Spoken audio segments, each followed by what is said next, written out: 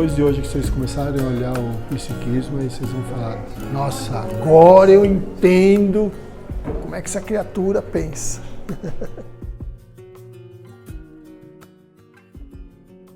Vamos lá.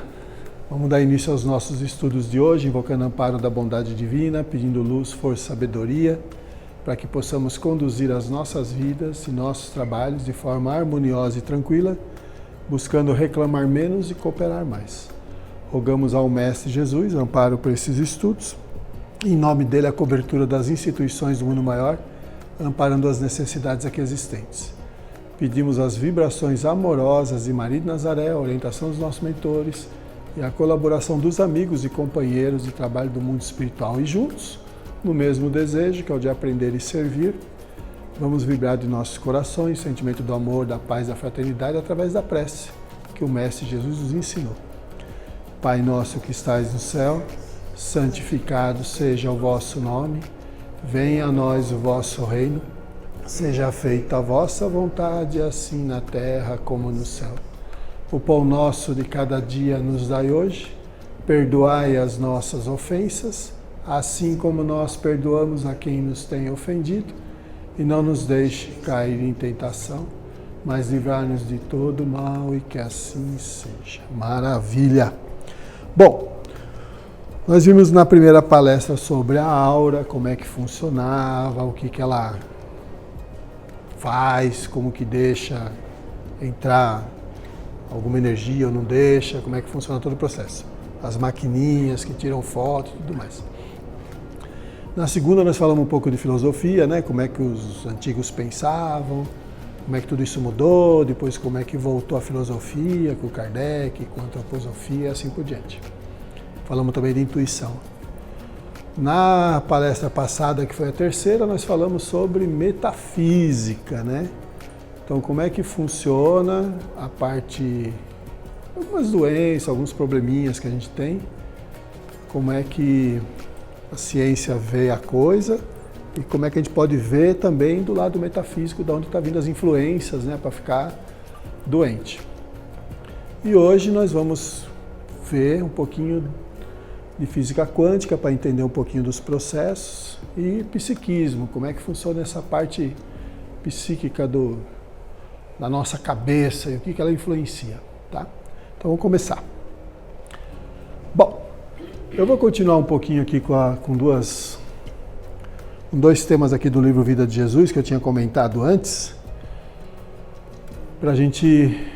Eu vou entrar ainda um pouquinho na metafísica da saúde. Depois a gente entra em física quântica para entender um pouquinho. Depois a gente entra no psiquismo, tá? Então vamos lá. Do livro Vida de Jesus, ó. Numa das partes que ele fala lá. A morte guarda ao espírito suas lembranças consoladoras e do mesmo modo as funestas. Para um ser malvado, a lembrança é um castigo. Para os fortes e os justos, é o consolo e o engrandecimento. Eu tinha falado na palestra passada que às vezes acontece isso, quando a pessoa desencarna e chega do outro lado e começa a ver as maldades, as ruindades que fez, né? Aí Jesus comentava, falou, ó, para um ser malvado a lembrança é um castigo, porque aí o cara fica relembrando essas coisas, aí para ele sair fora dessa frequência demora um pouquinho, vai ter que trabalhar bastante. E agora vos digo, aqueles que agora não pensam senão em coisas inúteis, se verão mais tarde completamente privados do necessário. Os que gozam de honras humanas no dia de hoje, não poderão pretender senão humilhações no dia de amanhã. Por isso a importância da gente dar atenção nas coisas que a gente faz, como a gente trata as pessoas, os outros, né?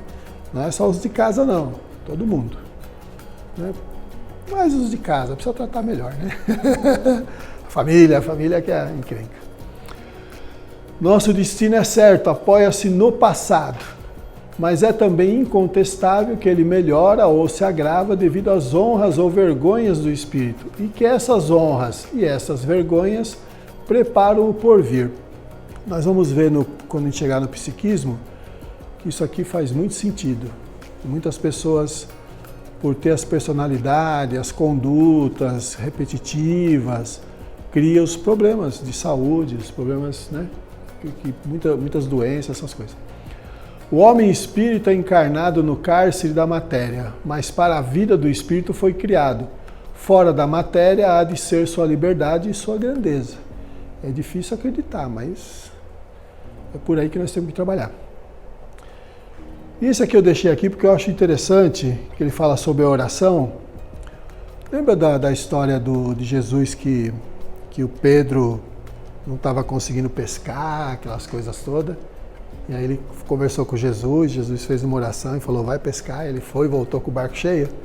Aí ele foi questionar, né, o mestre, pô, como é que isso funciona? Como é que... Aí ele fala isso aqui pro Pedro lá. A oração honra a quem eleva. Pronuncia tu mesmo, amigo meu, a fórmula de teus desejos e Deus te ouvirá se, tem um se aqui, ó, esses desejos forem a expressão da sabedoria e das necessidades de tua vida. Então não é só fazer uma oração de qualquer jeito, né? Se você tem uma necessidade, é bom elevar os pensamentos e buscar inspiração para que a coisa funcione. Então essas ficam as dicas em busca da cura, tá? Vamos falar um pouquinho desse livro aqui, O Consolador. Quem já leu? Esse aqui é o mais antigo, acho que a capa mais antiga, O Consolador. Emmanuel, perguntas e respostas. Tem 400 e poucas perguntas aqui. Ele fala de tudo, o pessoal pergunta, ele responde, é o mentor do Chico Xavier, né? Esse livro foi escrito, ó, em 1941. E o que ele fala aqui em 1941, nós estamos vivendo agora. Por isso que eu coloquei algumas perguntas aqui, que fala sobre a saúde. Ele comenta vários temas, né? Sociedade, filosofia, um monte de coisa.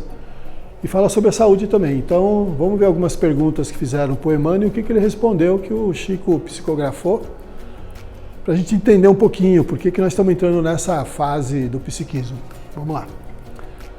Como é considerada nos planos espirituais a medicina terrena?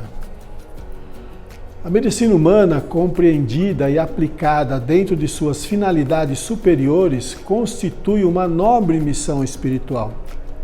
O médico honesto e sincero, amigo da verdade, dedicado ao bem, é um apóstolo da providência divina, da qual recebe a precisa assistência e inspiração, sejam quais forem os princípios religiosos por ele esposados na vida.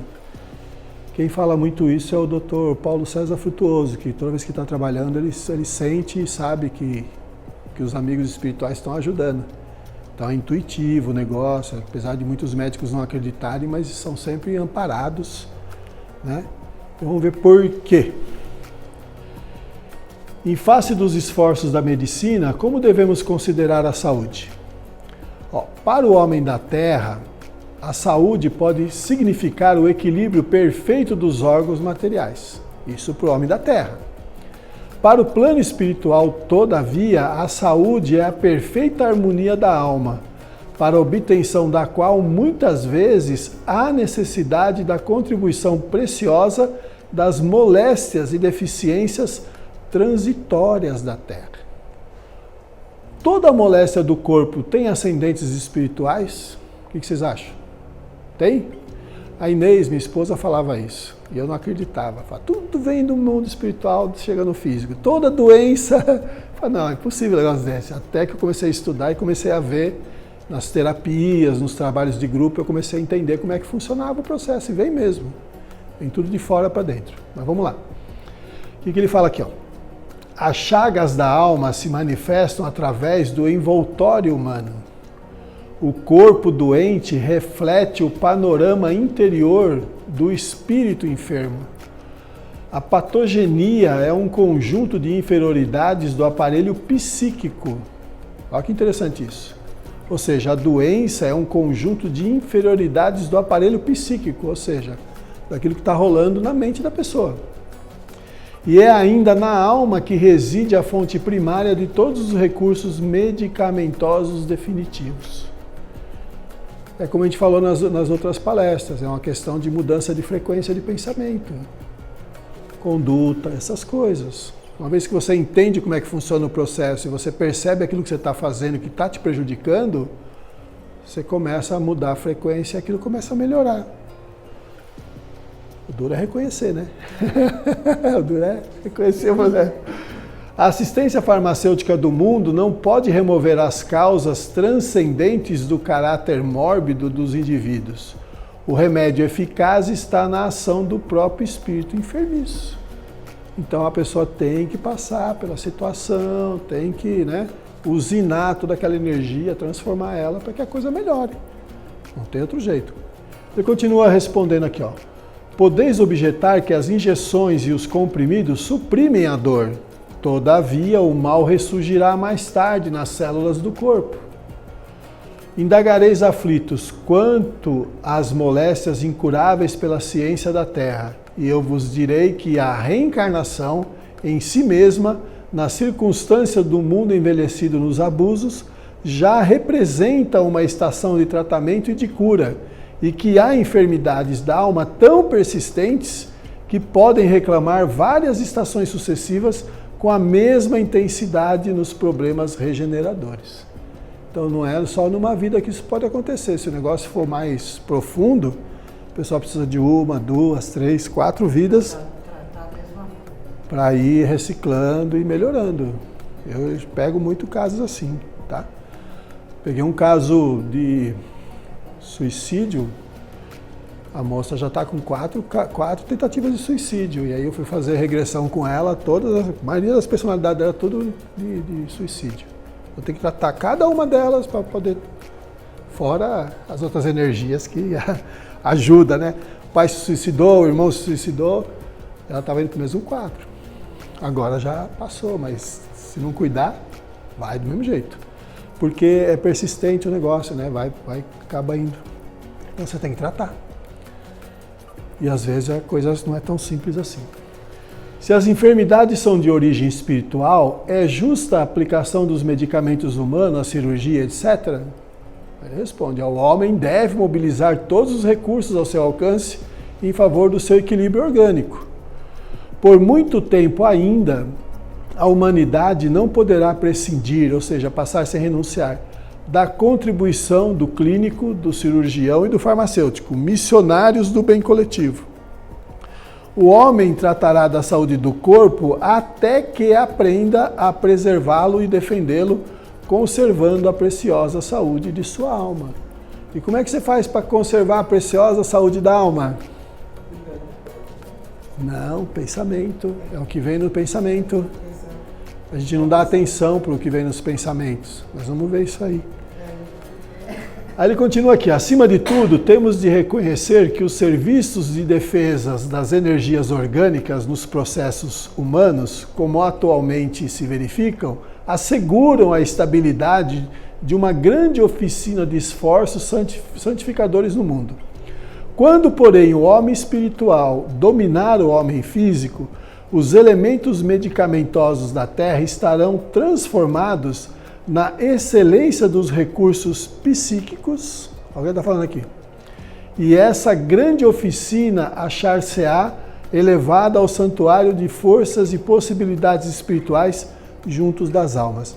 É o que mais acontece agora. As pessoas não acham remédio, não acham clínico, não acham tratamento patológico que funcione. Então vai para onde?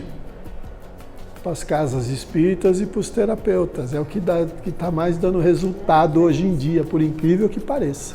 Tá?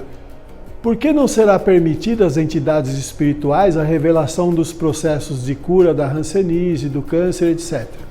Okay. Antes de qualquer consideração, devemos examinar a lei das provações e a necessidade de sua execução plena. Então, tem um motivo para isso. O plano espiritual não pode quebrar o ritmo das leis do esforço próprio. Então, às vezes, a doença é um freio, é um corretivo para a pessoa. Então, às vezes, ela não está passando porque ela precisa passar para dar uma freada. Além de tudo, a doença incurável traz consigo profundos benefícios. E traz mesmo, a pessoa aprende. Quem passa é que sabe. Que seria das criaturas terrestres sem a moléstia dolorosa que lhes apodrecem a vaidade? Até onde poderiam ir o orgulho e o personalismo do espírito humano sem a constante ameaça de uma carne frágil e atormentada? Não é? Tem uma história que eu li, não sei onde que foi, que os discípulos andando com Jesus, lá numa daquelas cidadezinhas lá, né, que ele fazia as peregrinações dele.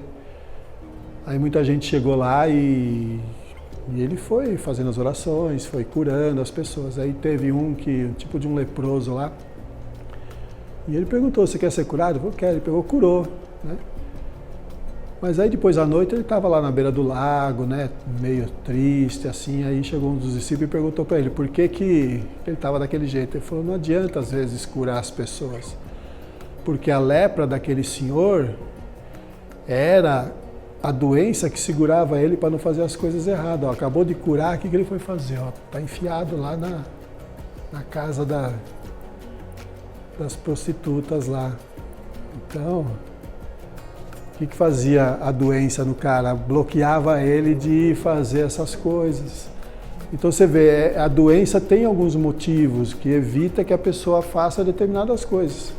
Por isso que chama paciente, né? O cara vai ter que parar, refletir, fazer as coisas, né, direitinho. Enfim, Roseli von Sass, nesse livro Juízo Final, também fala essas coisas, né? Que fala lá da morte terrena, as doenças e os sofrimentos. Nesse capítulo aí, na página 246, tem um parágrafo que se refere aos falsos sacerdotes curadores, onde numa época remota os seres humanos ainda tinham um contato com outros seres espirituais considerados entiais. E um deles disse: os seres humanos adoeceram por não terem mantido pura as suas almas. A crença falsa, a desconfiança, o poder, a cobiça, a inveja, enfim, todas as más tendências que acompanham a humanidade, não importando como sejam denominadas, criaram uma camada de mofo em suas almas, provocando tumores, feridas, atrofiamentos e etc. Esse exemplo aí dessa história de Jesus é bem claro. Os estigmas doentios da alma de matéria fina transmitem-se naturalmente pouco a pouco para o corpo terreno, atormentando as criaturas humanas. Lembra lá na Litáurica que a gente estava falando da aura? A partir daí a aura pode abrir-se, os micro-organismos patogênicos, tanto físico quanto metafísico, estando presentes, podem começar a atacar pela aura, pela área ou região desprotegida. E ataca mesmo. Aí você tira a foto, tá lá o buraco, vai entrar, né? Os piores sinais dessa camada de mofo na alma são os estados de medo e depressões. E por outro lado, também provoca o ódio, a revolta contra Deus e nos seres humanos, a violência e uma infundada sede de vingança. Porque o sujeito vai falar assim: Deus não gosta de mim, né? Não sei o que eu fiz a Deus para passar por isso. Não fez nada. É postura. Não tem como ser diferente. Tá? Essa matéria aqui sobre nanopartículas saiu na Antena 1, dia 17/7. Eu achei interessante. Aí eu entrei no site e peguei. Por quê? Porque olha onde os cientistas estão querendo chegar. Como a astrofísica pode ajudar a tratar o câncer? Ao usar as nanopartículas, a ideia é simultaneamente detectar a doença e eliminá-la. Foi isso que chamou minha atenção. Eu falei: opa, como assim eliminar a doença? Não é só isso, tem outros fatores envolvidos. Eles estão pensando só na matéria, né? Focando só na célula, tentando combater só aquilo. Tudo bem que o processo que eles estão usando agora é direcionado no foco da moléstia e não como faz hoje nas terapias, que você acaba pegando o corpo inteiro e acaba prejudicando tudo. É interessante, mas eliminá-la já é mais complicado, vai depender do estado energético da pessoa, né? Então, por isso é interessante a ciência começar a olhar para esse lado metafísico, né? Aí vai começar a ver a relação uma coisa com a outra. Mas vamos lá. De acordo com o jornal colombiano El Espectador, cientistas de várias áreas reuniram para adaptar os métodos astrofísicos e buscar tratar tumores.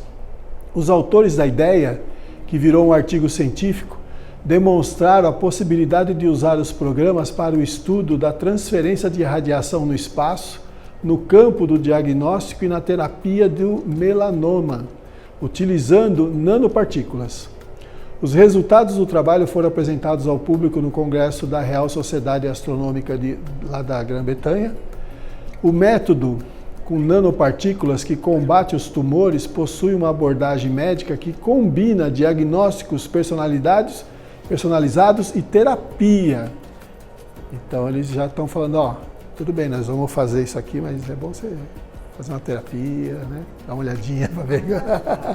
Né? Já, ó, nós vamos ajudar, mas é bom você, né, de verificar um terapeuta. Partindo dessa premissa, um medicamento deverá ajudar ao mesmo tempo a identificar a enfermidade e a se livrar dela, enquanto se adapta a um paciente específico. Eu grifei aqui o se livrar dela porque lá em 1941, o que o Chico estava falando através do Consolador? O homem deve mobilizar todos os recursos ao seu alcance em favor do seu equilíbrio orgânico. Até aí tudo bem. O homem tratará da saúde do corpo até que aprenda a preservá-lo e defendê-lo, conservando a preciosa saúde da alma. Então não é só eliminar a célula ou, né, a matéria que está com problema. Entre outras coisas, o esperado é que as nanopartículas possam auxiliar no diagnóstico e no tratamento de tumores. Os especialistas acreditam que poderão permitir a identificação do tecido enfermo nas imagens, servindo como um agente de contraste e serão responsáveis pela sua destruição, de modo que dispersarão a luz e matarão as células próximas delas mesmas, mediante o aquecimento. Então, beleza. Vai focar lá, mas não deixa de falar, olha, vai fazer uma terapia, dar uma olhada para ver como é que estão as coisas, para que isso não volte a acontecer. Já é um bom recurso, que aí a pessoa não vai sofrer tanto, né? Vamos lá, vamos falar um pouquinho de física agora. Conceitos de física. Todo mundo fugiu dessa aula, certo? Ninguém gosta nem de química, nem de física, né? Tem que pensar muito, né? Área de exatas. Não é todo mundo que gosta. Mas vamos lá. Mas eu deixei aqui bem facinho para a gente entender os processos. Porque nós vamos precisar desses conceitos para a gente falar depois de psiquismo. Por isso que é interessante dar uma olhada, tá? Física é a ciência do mundo natural que trata dos componentes fundamentais do universo, as forças que eles exercem e os resultados dessas forças. O termo vem do grego physis, que significa natureza. Às vezes, na física moderna, uma aproximação mais sofisticada dos elementos relaciona as leis de simetria e conservação, tais como aquelas pertinentes à energia, impulso, carga e paridade. E simetria a gente sabe que é uma semelhança entre duas ou mais situações ou fenômenos. Os cientistas estudam uma vasta gama de fenômenos físicos em diversas escalas de comprimento, das partículas subatômicas, das quais toda a matéria é originada, até o comportamento do universo material como um todo, no caso da cosmologia, que estuda a estrutura e evolução do universo em seu todo. Então, desde o piquititico lá até o mais, né, a física tenta explicar como é que tudo isso funciona. Como ciência, a física faz uso do método científico, baseia-se essencialmente na matemática e na lógica, quando da formulação dos seus conceitos. Um sistema de divisão da física pode ser feito levando-se em conta a magnitude do objeto em análise. Então temos a física clássica, que trata dos objetos que encontramos no nosso dia a dia, a relativista, ou relativística, tanto faz, trata das situações que envolvem grandes quantidades de matéria e energia. A física quântica trata do universo muito pequeno, dos átomos e das partículas que compõem os átomos. A divisão mais tradicional, no entanto, é aquela feita de acordo com as propriedades mais estudadas nos fenômenos. Daí temos a mecânica, quando se estuda os objetos a partir do seu movimento ou ausência de movimento, e também as condições que provocam esse movimento. A termodinâmica, quando se estuda o calor, o trabalho, as propriedades das substâncias, os processos que as envolvem e as transformações de uma forma de energia em outra. O eletromagnetismo, quando se analisam as propriedades elétricas, aquelas que existem em função do fluxo de elétrons nos corpos, a ondulatória, que estuda a propagação de energia pelo espaço, a óptica, que estuda os objetos a partir de suas impressões visuais, a acústica, que estuda os objetos a partir das impressões sonoras e mais algumas outras divisões menores. No entanto, nosso interesse nesse estudo volta-se para uma área da física que se chama mecânica quântica. E vamos entender por quê. Usualmente, estuda o movimento de partículas muito pequenas, ou seja, em nível subatômico. Entretanto, há efeitos que ocorrem em nível macroscópico, que é suficientemente grande para ser observado a olho nu. O conceito de partícula muito pequena, mesmo de limites muito imprecisos, relaciona-se com as dimensões nas quais começam a ficar evidentes efeitos como a impossibilidade de conhecer com grande acuidade, ou seja, percepção e sutileza, ao mesmo tempo a posição e a velocidade de uma partícula. Então, os ditos efeitos chamam-se efeitos quânticos. Assim, a mecânica quântica é a que descreve o movimento de sistemas nos quais os efeitos quânticos são relevantes, que têm importância, que se salienta, que se sobressai, então que são realmente relevantes. Por isso que o pessoal fica... Eu acho assim, que foi um jeito da ciência começar a trabalhar com a espiritualidade, eles inventaram esse negócio de física quântica. Porque eles sabem que o cara está falando aqui, mas o espírito está ali, o efeito, sabe? Vamos falar que depende do observador que a coisa acontece, né? Para mim, os caras estão tentando achar um jeito de... O movimento de partículas em mecânica quântica é descrito por meio de uma função de onda, que é uma função da posição da partícula e do tempo. Max Born interpretou a função de onda como uma medida da probabilidade de se encontrar a partícula em determinada posição em determinado tempo. O principal é o problema da medida em mecânica quântica e sua relação com a não localidade e causalidade, que é a ligação entre causa e efeito. Como seria de se esperar, tal interpretação ainda causa desconforto em vários físicos, mas a grande parte da comunidade ainda aceita que estados correlacionados, ou seja, uma relação de correspondência entre duas coisas, pode violar a causalidade desta forma. E aí? Traduzo, claro. Imagina o seguinte, o cara fala que em física quântica o problema é saber onde está a partícula. Porque a partícula, ela só aparece dependendo do observador, e tem que ser um observador consciente, não pode ser qualquer observador. Então, por exemplo, não pode ser um cachorro, um gato, uma calopsita, tem que ser um observador consciente. Então, conforme o observador olha para a partícula, ela começa a se movimentar.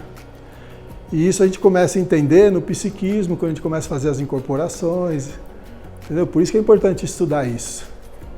Mas tem uma coisa bacana aqui também, dentro da mecânica quântica, que é a interpretação de muitos mundos, que é uma interpretação da mecânica quântica que propõe a existência de múltiplos universos paralelos, que são todos idênticos, mas ocupam diferentes estados físicos. Quem estava quase explicando isso era Einstein, né? Mas aí ele... A primeira ideia é a existência de uma função estado para todo o universo, a qual obedece à equação de Schrödinger. Schrödinger, acho que é assim que fala.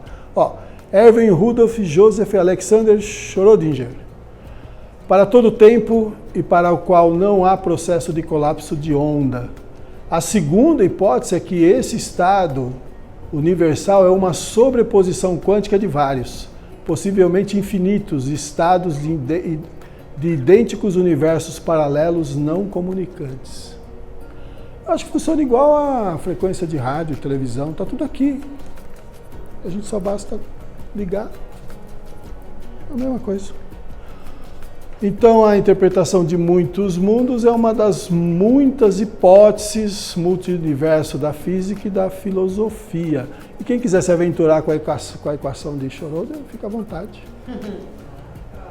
Mas olha que legal, aqui eu tenho uma dica aqui para vocês. Ó. Qualquer coisa que vocês colocar aqui é igual a zero. Ó. Então, vamos lá. Conhece esse camarada?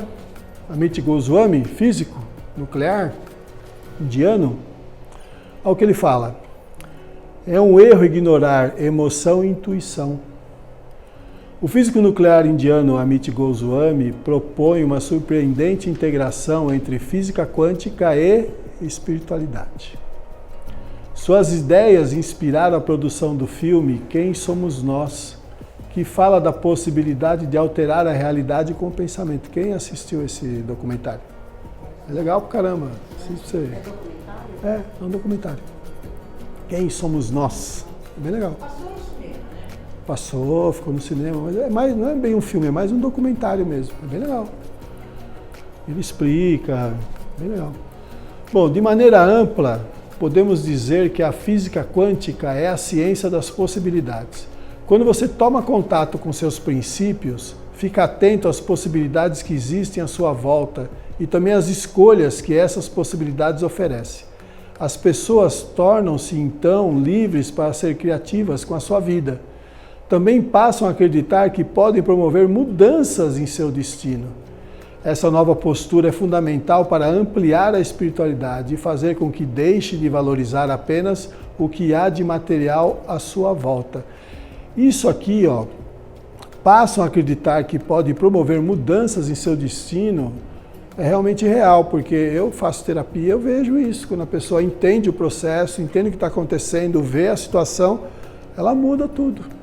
Igual o Hermes falava lá, né? Muda a polaridade, muda tudo, muda a frequência vibratória. Aí a coisa muda e promove a mudança. O duro é você ficar mantendo o mesmo padrão de pensamento, de atitude. Aí ele vai continuar dando os mesmos resultados. Uma das coisas que às vezes eu falo para uma pessoa, quando a pessoa me questiona, eu falo: tudo que você vem fazendo até hoje chegou aqui do jeito que você está. Então, você tem que começar a mudar. Ou alguma coisa, ou tudo. Para que melhore. Porque ó, tudo que você está me contando, que você faz, deixou você desse jeito. E agora? O que nós vamos mudar? Aí a primeira pergunta é: faz oração? Não, então vamos começar fazendo oração. Pronto, essa é a primeira mudança. De manhã, na hora que você levanta, na hora que você vai deitar, vamos começar por aí. E aí começa, fazer as mudanças que precisam ser feitas para mudar a frequência. Por isso que quando as pessoas passam a acreditar que podem promover mudanças em seu destino, quando ela entende esse processo. Aí muda mesmo. A pessoa fala: não, você me ajudou. Eu falei: não, você começou a fazer aquilo que é mais certo, né? Aí muda mesmo. Ó, a inteligência espiritual é mais ligada à intuição que à razão. Temos 4 tipos de percepção: a sensação no plano físico, a emoção no plano vital ou energético, o pensamento no plano mental e também a percepção sutil, a intuição. Lembra quem falava disso? Eu falei isso na segunda palestra. Quem falava disso? Hermes Trismegistus. Lá 4.000 anos atrás, que ele falava: tudo começa no campo mental, passa pelo campo emocional e chega no físico. Ó, sensação no plano físico, emoção no plano vital energético, pensamento no plano mental, e ele incluiu aqui a intuição. Porque a gente não dá atenção para a intuição. Eu não dava, agora eu presto atenção. Quando dependemos apenas do racional, que é a tendência hoje em dia, jogamos fora a nossa intuição. Porque a gente fica duvidando o tempo inteiro. Vem o negócio e fala: não, deixa lá, não é nada disso. Aí vai ver, é mesmo. Não descartamos o aspecto sensorial, porque ele faz parte da relação física com o mundo, mas frequentemente ignoramos bastante a emoção e a intuição. Isso precisa mudar. Eu acho que está mudando, as pessoas já estão dando mais atenção, né? Pelo menos nos grupos que eu trabalho, as pessoas, eu insisto muito nesse ponto. No mundo materialista e capitalista, achamos que o dinheiro está ligado ao êxtase. as pessoas são movidas por energias negativas como ganância, inveja, poder, ódio, agressividade. O material, o corpo físico é apenas um instrumento para as energias. E é mesmo. E se você não prestar atenção, você dança. Quando damos a atenção devida às energias certas, às energias mentais, nós nos alforriamos automaticamente das energias ruins. Nós continuamos a tê-las, mas não somos mais escravos. Bruce Lipton, conhece esse cara? É um respeitado pesquisador de células-tronco norte-americano. Rompeu as fronteiras da biologia tradicional ao incorporar a ela conceitos de física quântica. Ideias surgidas a partir dessa ótica, como a equivalência da membrana celular ao cérebro das células e o controle que o ambiente exerce sobre as células a partir de suas membranas, confirmam a íntima relação mente-corpo e indicam como podemos usar os pensamentos para assumir controle de nossa vida. Eu, na palestra passada, eu indiquei o documentário Rio, Poder da Mente. Não sei se vocês assistiram. São 3 casos que as pessoas curam as doenças com o poder da mente. Um que ia ficar tetraplégico na cadeira de roda, ele mentalmente reconstruiu toda a coluna dele e saiu. 2 anos depois ele estava andando.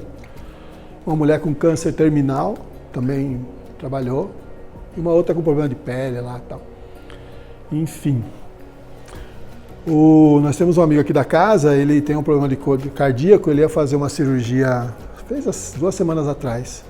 E como ele veio na palestra 2 meses atrás, eu indiquei o documentário para ele, ele assistiu, ficou impressionado e começou a trabalhar mentalmente como é que ia ser o negócio cardíaco dele, que estava grande assim para operar. E no dia que foi fazer a cirurgia, estava um negocinho assim de nada. O stent que usou foi só... Ele ficou fazendo, ele falou, cara, aquilo salvou minha vida. Funciona mesmo. Causou uma pequena revolução no mundo científico após o lançamento do seu livro A Biologia da Crença, em 2006, que foi declarado mais tarde como um dos melhores livros científicos e que abordava os conceitos de ciência e espírito. Os caras já estão dando umas aberturas aí para esses conceitos, né? Porque eles já estão começando a entender sobre espírito, mas não atrelado à religião. E sim a um campo energético. E aí já estão começando a falar de física quântica, já estão começando a entender o processo. Fizeram-nos crer que o corpo é uma máquina bioquímica controlada por genes sobre os quais não pode exercer qualquer autoridade. Isso implica que somos vítimas de uma situação. Nós não escolhemos esses genes, nós os recebemos no nascimento e eles programam o que vai acontecer. Então o cientista dedicou parte do seu livro para defender um novo tipo de medicamento que leva em conta o poder da energia e sua capacidade de curar. O pessoal não faz teste com medicamento real e placebo, e o resultado, às vezes, o placebo tem mais resultado do que... Porque a pessoa acredita. Então, onde é que está a força do negócio? Está na mente da pessoa. Eles nos dão remédios para a doença, mas na maioria das vezes causam mais problemas do que benefício. E causa mesmo. Peguei isso aqui no site semprequestione.com, que fala um pouco de física quântica. Nada é sólido. Este é o mundo da física quântica. Físicos ganhadores do Prêmio Nobel provaram que o mundo físico é um grande mar de energia que entra e sai de milissegundos. Repetidas vezes. Nada é sólido. Provaram que o pensamento é o que une e mantém junto esse campo de energia em constante mudança nos objetos que vemos. Então, por que vemos uma pessoa em vez de um aglomerado de energia? Um filme é uma coleção de cerca de 24 quadros por segundo. Cada quadro é separado por um intervalo. No entanto, devido à velocidade com que um quadro substitui o outro, nossos olhos são enganados e acham que vemos uma imagem contínua e em movimento. Uma TV é simplesmente um tubo com um monte de elétrons que atinge a tela de certa forma, criando a ilusão de forma e movimento. Seu conjunto de sentidos percebe o mar de energia de um ponto de vista limitado e compõe uma imagem a partir disso. Sabia disso? A gente acha que é, e não é. Todas as nossas interpretações são baseadas unicamente no mapa interno da realidade que temos, e não na verdade real. Nosso mapa é um resultado das experiências coletivas de nossa vida pessoal. É apenas uma interpretação. Você literalmente se torna o que mais pensa. A vida é o que mais você imaginou e acreditou. Por isso que é bom manter os pensamentos bons, não os ruins. Né? A física quântica nos mostra que o mundo não é uma coisa dura e imutável que parece ser. Em vez disso, é um lugar muito fluido, construído continuamente, usando nossos pensamentos individuais e coletivos. O que pensamos ser verdade é realmente uma ilusão, quase como um truque de mágica. Pensa no ser humano, composto por sistemas circulatório, digestivo, endócrino, muscular, nervoso, reprodutivo, respiratório, esquelético e urinário, tudo isso aí. São feitos de quê? São feitos de tecidos e órgãos, que por sua vez são feitos de célula, que são feitos de moléculas, que são feitos de átomos, que são feitos de partículas subatômicas, que por sua vez são feitos de energia. Somos pura energia que está constantemente mudando e você controla tudo com a sua mente. O Hermes Trismegisto, Pitágoras, Aristóteles, Jesus já falavam a mesma coisa. Só que ninguém deu atenção, né? Esqueceram tudo isso. Um objeto não existe sem o seu observador. Então, sua observação, sua atenção e sua intenção para algo literalmente cria essa coisa. Isso é científico e comprovado. Somos feitos de corpo, mente e espírito, cada um com sua função que é única. O mundo físico é o que se vê com os olhos, experiencia com o corpo. O corpo não pode criar, só experimentar. O pensamento não pode experimentar, só pode criar e interpretar. Precisa de um mundo de relatividade para experimentar a si mesmo. O pensamento é a causa da criação. Né? Lembra que o Goswami estava falando? O material, o corpo físico é apenas um instrumento para as energias. Na verdade, o corpo físico é só um instrumento.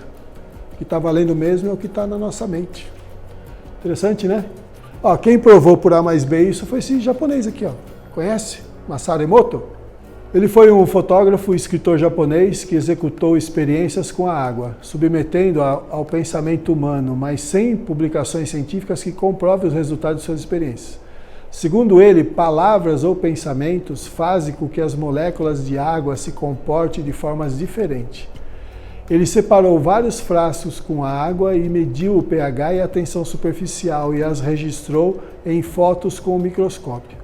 Depois levou esses frascos com a água para monges budistas, sanatórios, entre outros lugares, para receber a vibração das pessoas dos respectivos lugares.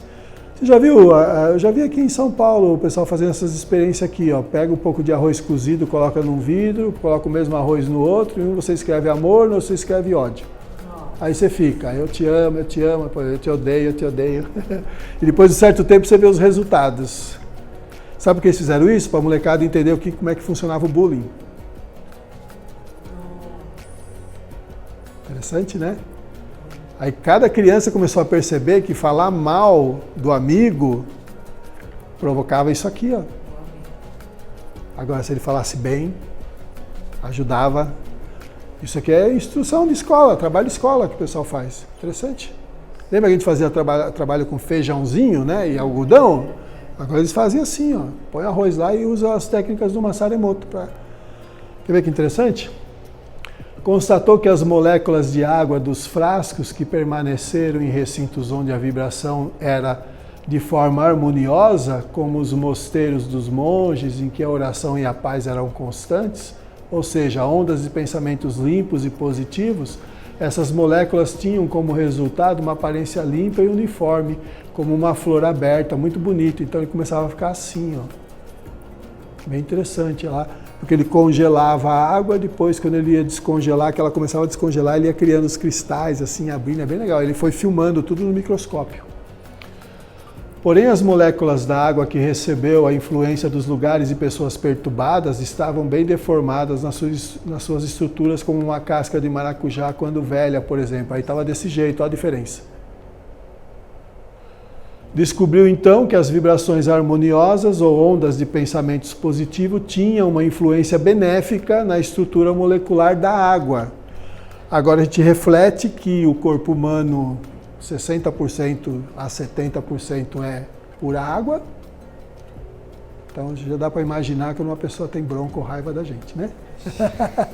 Ou quando a gente tem bronca ou raiva de uma pessoa, o que acontece? Então se a pessoa não tem uma aura boa que possa se proteger disso, vai acontecer isso aqui, ó. E às vezes aquilo que você está emanando para a pessoa volta para você mesmo. Vai ficar doente, não sabe por quê. Beleza? Então ele explicou bem como é que funciona essa parte aí. Física quântica, mudança de molécula, forma pensamento, tudo. Experienciazinha bem simples. Antes da gente entrar com o assunto do psiquismo, eu vou passar um videozinho sobre distúrbio de identidade para a gente poder depois ir entendendo como é que funciona o processo. Tá bom? Tá. Beleza? Então vamos lá.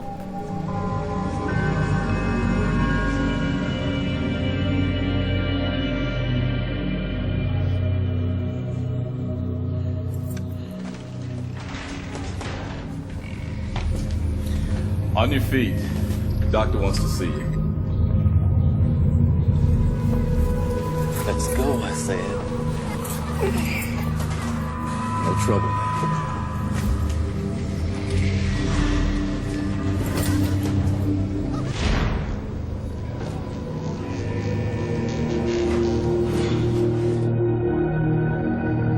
Suffering from a condition known as multiple personality disorder.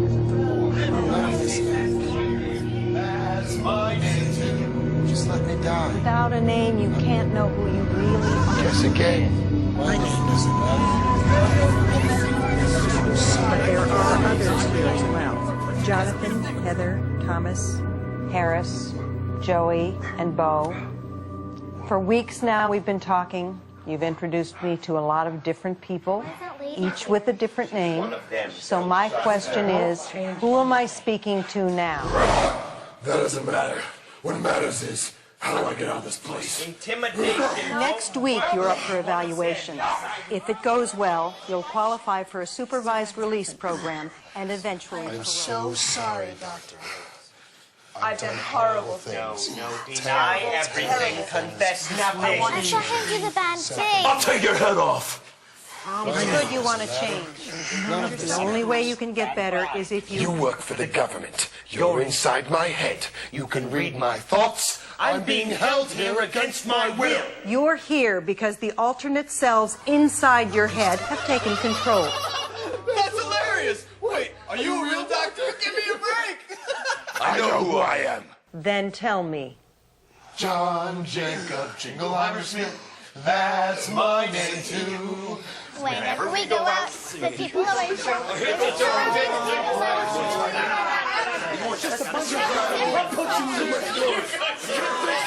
Stop talking! Never amount to nothing. Never had as a form. Never voices, that's why they're here. Mary, life is very deep. D. You said D. Does your name start with a D? That's my name too. I want out of here. Desiree. You can't teach an old dog new tricks. He's hearing you. I have violence inside. We need help. Just need to sleep. What could he do?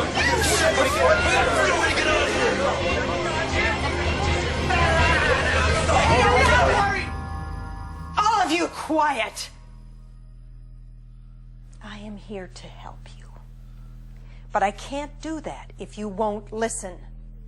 The only way you're getting out of here is if we work together. Now, you were going to say something. Go ahead. D is for Daniel. My name is Daniel.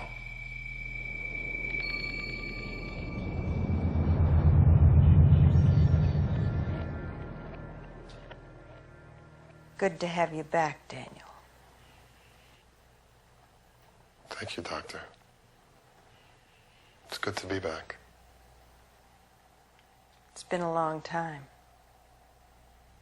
Yes, it has. Now we can get back to work.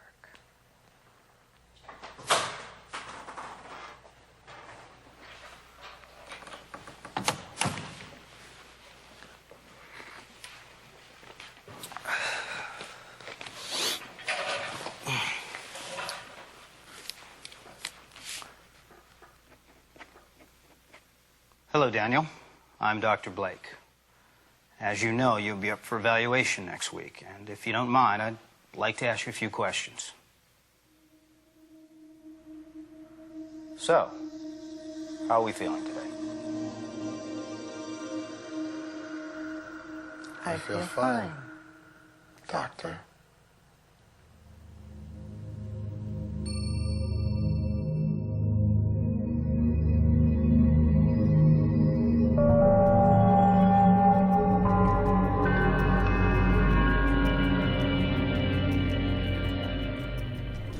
Interessante, né? Mas por que eu passei o vídeo? Para a gente poder começar a entender agora que eu vou falar sobre psiquismo, o que acontece com a gente, com personalidades, como é que funciona todo esse processo, tá? Vamos lá, conhece esse livro aqui? Já estudaram Espírito e Matéria sobre apometria? Esse é do José Lacerda de Azevedo, esse médico lá de Porto Alegre. Apometria vem apo do grego, além de, e metron, medida. É um conjunto de práticas com objetivo de cura, normalização corporal e conscientização do envolvimento energético na qual os seres humanos estão imersos, ou seja, mergulhados, submersos. Essa prática assistencial foi introduzida no Brasil pelo farmacêutico e biólogo porto-riquenho Luiz Rodrigues, que a chamava de hipnometria e utilizava técnicas próprias para obter o suposto desdobramento anímico controlado. E que é isso? Ele trabalhava no Rio de Janeiro e no hospital ele usava hipnose e ele começava a perceber que os corpos espirituais desdobravam e ele fazia as técnicas e depois o paciente melhorava. Aí ele levou essa técnica para Porto Alegre, para um amigo dele chamado Lacerda, né? E aí eles começaram a desenvolver a apometria. Na década de 1960 foi sistematizada pelo médico cirurgião geral e ginecologista José Lacerda de Azevedo, no Hospital Espírita de Porto Alegre, que lhe trocou o nome para apometria, porque ele achava que tinha mais sentido esse nome. Para explicação dos insólitos, ou seja, que não acontece habitualmente, os insólitos fenômenos observados, o Dr. Lacerda valeu-se de aprofundados conhecimentos de matemática, eletromagnetismo e física quântica. Sem postular a condição de uma nova ciência, doutrina espiritualista ou filosófica, a apometria tem muito de todas elas, constituindo-se num valioso instrumento de trabalho a quantos dedicam-se a servir ao próximo com amor e por amor. Os procedimentos ou técnicas propostas baseiam-se em conceitos e leis, após 2 décadas de estudos minuciosos e atendimento aos sofredores de patologias as mais variadas, com ênfase naquelas de origem psicossomática. E a palavra psicossomática é formada pela junção de 2 palavras gregas, a psique, que significa alma, e soma, que é o corpo. Então, uma doença psicossomática, portanto, não afeta apenas o corpo, ela tem origem na alma e no psicológico, podendo causar sintomas e doenças físicas. Aí ele começou a entender que muitas das coisas que aconteciam com as pessoas não era só orgânico, tinha a ver de vir de fora, quando começou a trabalhar com isso. Porque era um hospital espírita. Trabalho até hoje lá com isso aí. Então vou começar a falar de personalidades psíquicas, que é aquilo que nós começamos a ver lá no vídeo, certo? Nos dias atuais, as pessoas estão procurando outros recursos além da ciência e da medicina convencional para o alívio de seus problemas e de suas dores, pois não encontram neles o ponto ideal ou o equilíbrio desejado, mesmo utilizando a mais moderna tecnologia empregada em vários segmentos, como ressonância magnética, cirurgias exploratórias, remédios homeopáticos, remédios poderosos de tarja preta, chá de ervas, acupuntura, terapias alternativas, etc.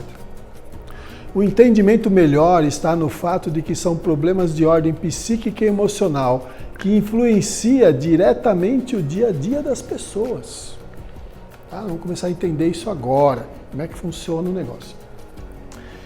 É muito interessante observarmos esses aspectos que nos deixam com vários sintomas, sem lógica alguma, como angústia, depressão, dores que andam pelo corpo e que realmente ninguém entende o porquê disso tudo. Muitos dos distúrbios encontrados hoje em dia e classificados como depressão, bipolaridade, desordem da identidade, entre outros sintomas, são, na maioria das vezes, influências psíquicas e emocionais dessa tal de personalidade psíquica. Quem são elas? São nossas vivências, nossas experiências vivenciadas em outras épocas, com seus aspectos, crenças, ideias, valores, e que hoje, com a encarnação atual, atuam de forma a provocar esses fenômenos que a patologia clínica não consegue resolver, pois encontram discordância com a nova postura encarnatória, gerando tais conflitos e desarmonias. E a depressão, acredita-se que a condição seja causada por uma combinação de fatores genéticos, ambientais e psicológica. Eu falo que é mais psicológico, tá?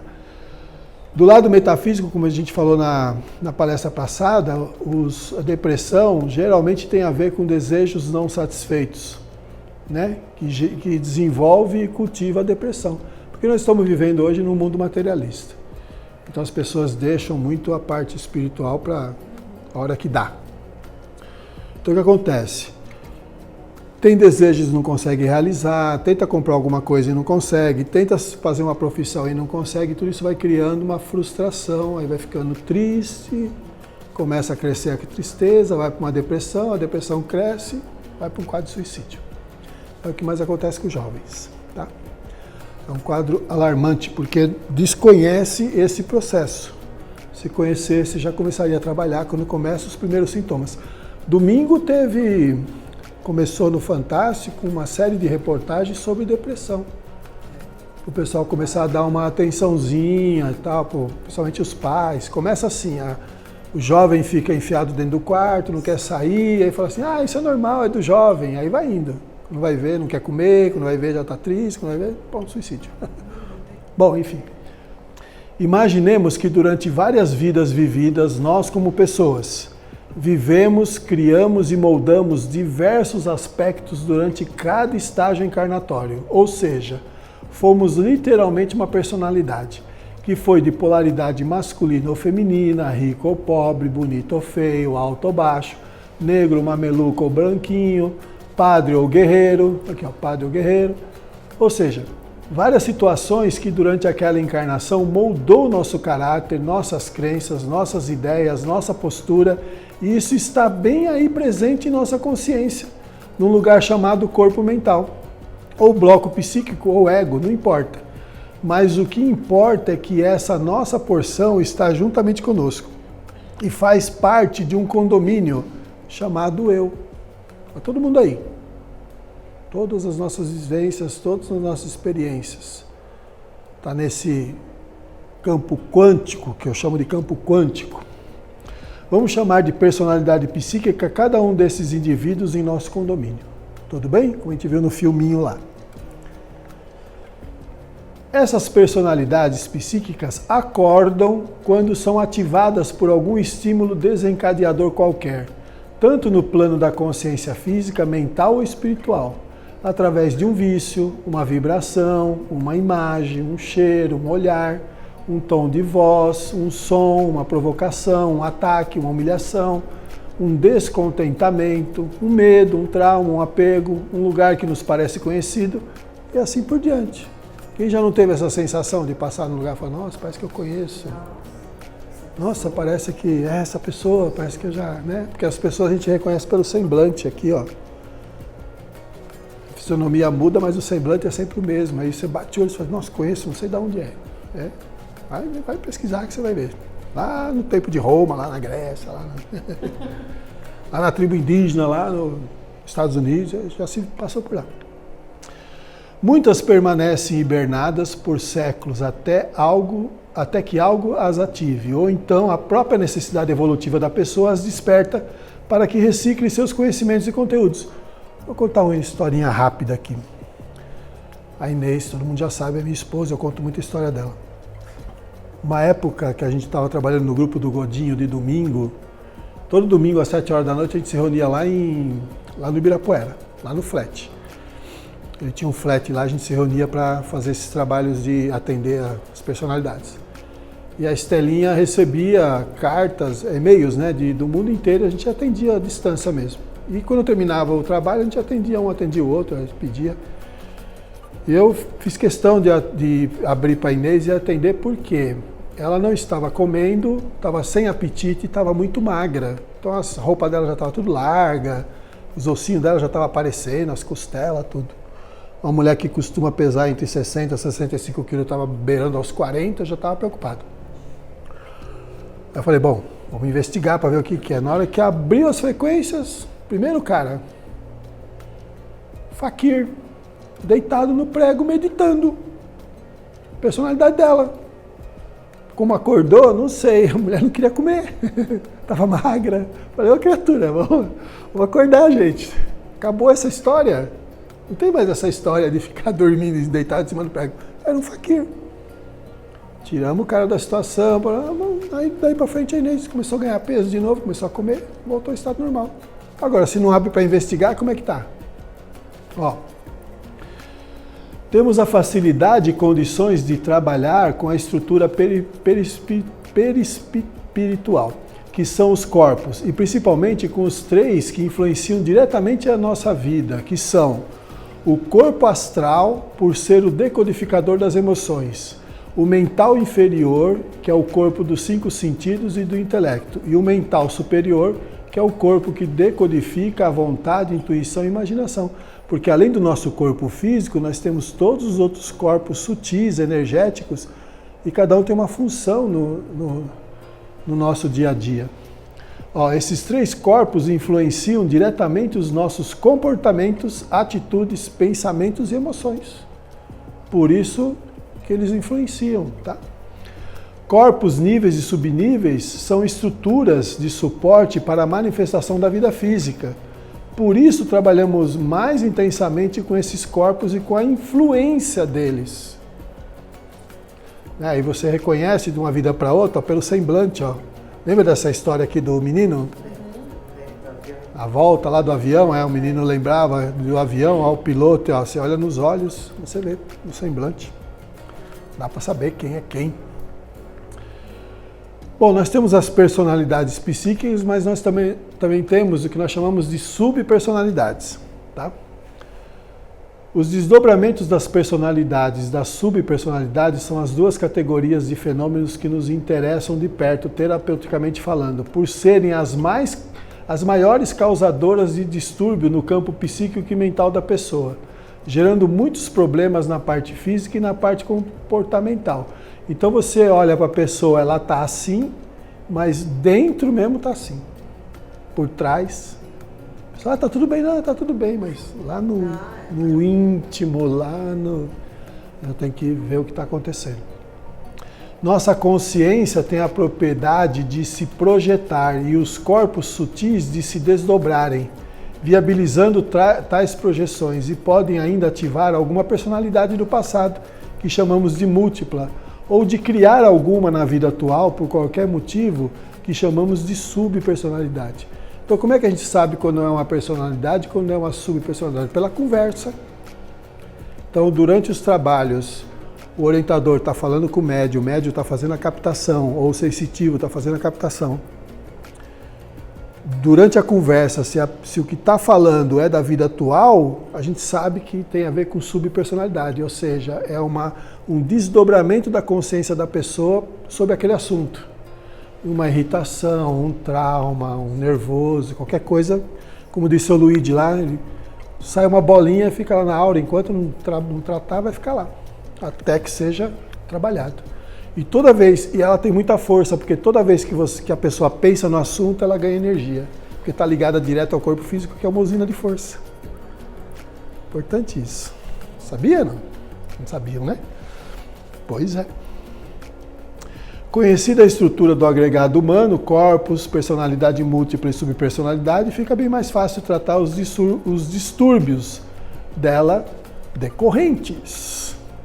Por isso que é importante observar e tratar. Quando a pessoa afetada compreende sua situação e conscientemente deseja o tratamento, e quando outras pessoas em atitude fraterna desejam auxiliar aquele que sofre desse tipo de distúrbio, o interior mais profundo da pessoa afetada, ou ainda das pessoas afetadas, pode ser acessado e tratado através da captação psíquica. Olha que interessante, lá no grupo de São José dos Campos, na Litáurica, eu costumo trabalhar com várias duplas e deixo o pessoal em volta para aprender o que está acontecendo. E acontece umas coisas interessantes, porque a pessoa deixa escrito lá no caderno o que ela gostaria de verificar, mas a gente nunca fala. Eu falo, pensa na situação e nós vamos trabalhar. Aí quando começa a trabalhar, os médicos começam a trabalhar, começam as incorporações, todo mundo trabalha. Quando termina, cada um relata o que aconteceu, quando vai ver, bate direitinho o que a pessoa estava sentindo, pensando. A pessoa só pensa. Então, como é que funciona isso? Não tem a ver com a física quântica? Os efeitos quânticos do negócio? Então, como é que está acessando aquela informação? Quando a pessoa está pensando e todo mundo está captando. Interessante isso. Por isso que a gente tem essa técnica aqui de captação. É necessário também a orientação e a conscientização adequada ao atendido, para que mude sua maneira de ser, principalmente no tocante às formas pensamento ou rever as matrizes do pensamento e das emoções, e também aos familiares do atendido, se for o caso.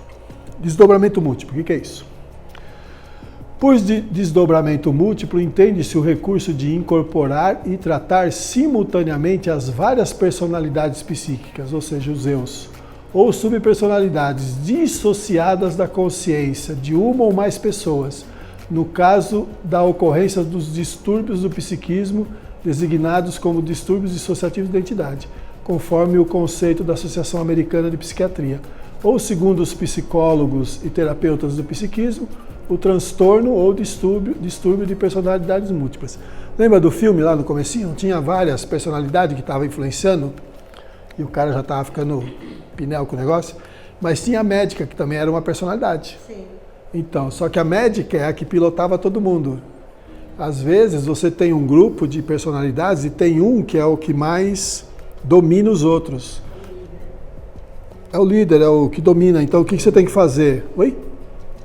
É o dominante. O que você tem que fazer? Quando você trabalha com várias duplas, se você tem uma dupla só, você pode trazer só a médica, por exemplo. Como ela controla todo mundo, ela diz o que vai ser dito. Então lá, tudo bem, doutor, né?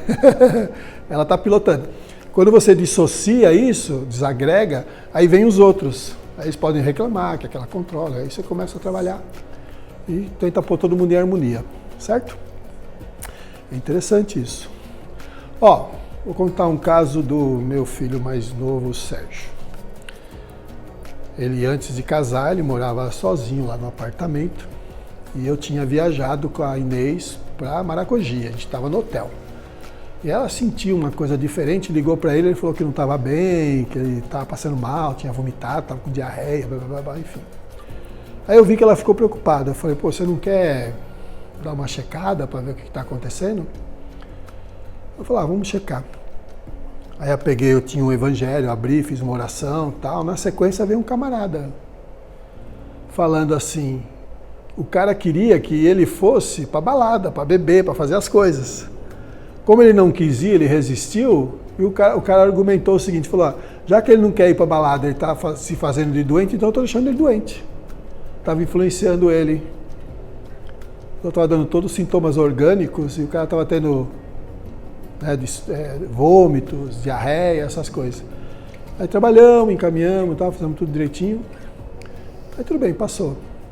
No dia seguinte ela ligou para saber como é que ele estava. Falou, nossa, depois que eu falei com vocês, viu que eu melhorei? Nossa, foi tão rápido o negócio, eu falei com você, fiquei bom. Sérgio, tá bom então. Aqui não sabe o que a gente estava fazendo, né? A gente mentalmente lá de Maragogi lá no Nordeste, vamos buscar o cara aqui em São Paulo, trouxe para conversa.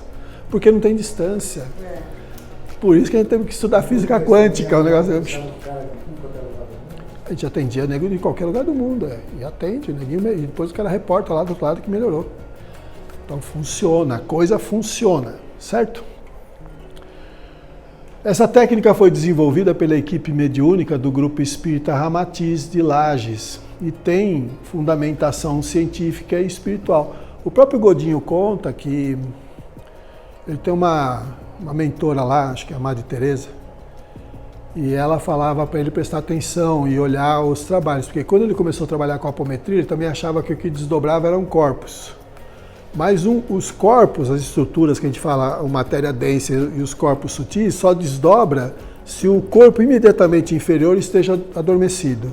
Então, por exemplo, quando a gente dorme, o corpo descansa e o corpo sutil se desdobra. E você vai fazer o que tem que fazer, volta, né? E às vezes você lembra, não lembra, que são sonhos. E às vezes num trabalho mediúnico, num grupo, às vezes o médium apaga, quando ele volta, ele fala, eu fui em tal lugar, assim, fiz isso, então ele relata o que aconteceu. Então isso é desdobramento, que a pessoa sai. E o Godinho começou a perceber que atendia as pessoas e a pessoa estava lá ligadona, assim, interessada no assunto. Ele falou, pô, então não é corpo que está desdobrando, o que está acontecendo? Aí a mentora falou, presta atenção, estuda o psiquismo que você vai ver o que é. Aí ele começou a perceber que era personalidade, não era corpos que estava vindo para o trabalho. Falou, opa. Aí começou a desenvolver a técnica. Diz ele depois, mesmo depois que o Lacerda desencarnou, depois o Lacerda deu o ar da graça lá e falou, olha, eu estava enganado, realmente é a personalidade, não são corpos que está desdobrando. Então, mas começou um assunto, né? O cara começa, outro vai indo, e vão descobrindo. Ó, esses são todos os livros dele, acho que a Maria Lúcia tem alguns aí embaixo, se precisar. Esse livro aqui é bacana dele, é o último. Egos, Consciência e Distúrbio, é bem interessante esse. Tá vendo? Uma cabecinha pegando fogo e a outra mais tranquila, e você fazer, legal. O assunto é bem bacana. Por isso que a gente tem que aprender essas coisas, para entender. Portanto, o desdobramento múltiplo é um conjunto de procedimentos terapêuticos destinado ao tratamento da auto-obsessão, da obsessão compartilhada entre encarnados, dos distúrbios comportamentais e psíquicos em geral, praticado de forma gratuita por pelo menos 3 duplas de pessoas imbuídas de intenções e espírito humanitário. Seu pressuposto terapêutico inclui também o tratamento dos corpos sutis. Por que 3 duplas? Exatamente para dissociar o que está agregado e trazer para a conversa. Parece difícil de entender, mas quando vocês forem ver um trabalho de grupo, vocês vão entender como é que funciona o negócio. É legal pra caramba. Parece pra caramba, o que é isso aí? Aí geralmente o pessoal da federação ou dos grupos espíritas fala que é animismo, e não é. Às vezes o médium está captando a personalidade do que está do lado ali e está achando que é animismo, e não é animismo, é personalidade mesmo. Confunde. Quem sabe um dia. Agora não, mas a gente pode marcar um dia aí, fazer um trabalho de grupo, chamar todo mundo e vamos praticar, é bem interessante. Eu gosto de trabalhar com as pessoas vendo, porque elas começam a perceber o que está acontecendo. E aí interessa, ou já foge de uma vez e não volta mais, né? Era isso? Então tchau, não volta mais. Foge, sai com ele. Porque você tem que preparar o ambiente, você tem que fazer, né? Você tem que ter a colaboração do grupo espiritual para que isso aconteça, não é fazer de qualquer jeito não. Mas, interessante. Então, como é que funciona esse trabalho? Captação psíquica. É um procedimento psicoterapêutico, investigativo, exploratório, que dá condições de acessar estados dissociados de consciência ou de personalidade, que é o distúrbio da múltipla personalidade ou o distúrbio dissociativo de identidade, identificados ou ocultos, e tratar cada personalidade, transformando suas crenças, memórias, apegos, hábitos ultrapassados, etc. Então você traz ela e fala para ela, ó, que o que você está fazendo já não faz mais sentido, já mudou. Às vezes o cara nem sabe que desencarnou, está vivendo aquela vida, parece um looping, está ali, ó. E você traz e fala, pô, acabou. Você mostra para ele, a hora que você saiu do corpo, teu corpo ficou para trás. E o cara toma um susto. Se é um homem, você... Olha o corpo que você está usando, é de uma mulher. O cara toma outro susto. Aí fala, pô, o que está acontecendo? Aí ele começa a perceber que que a coisa é diferente. Aí você consegue trabalhar e tratar.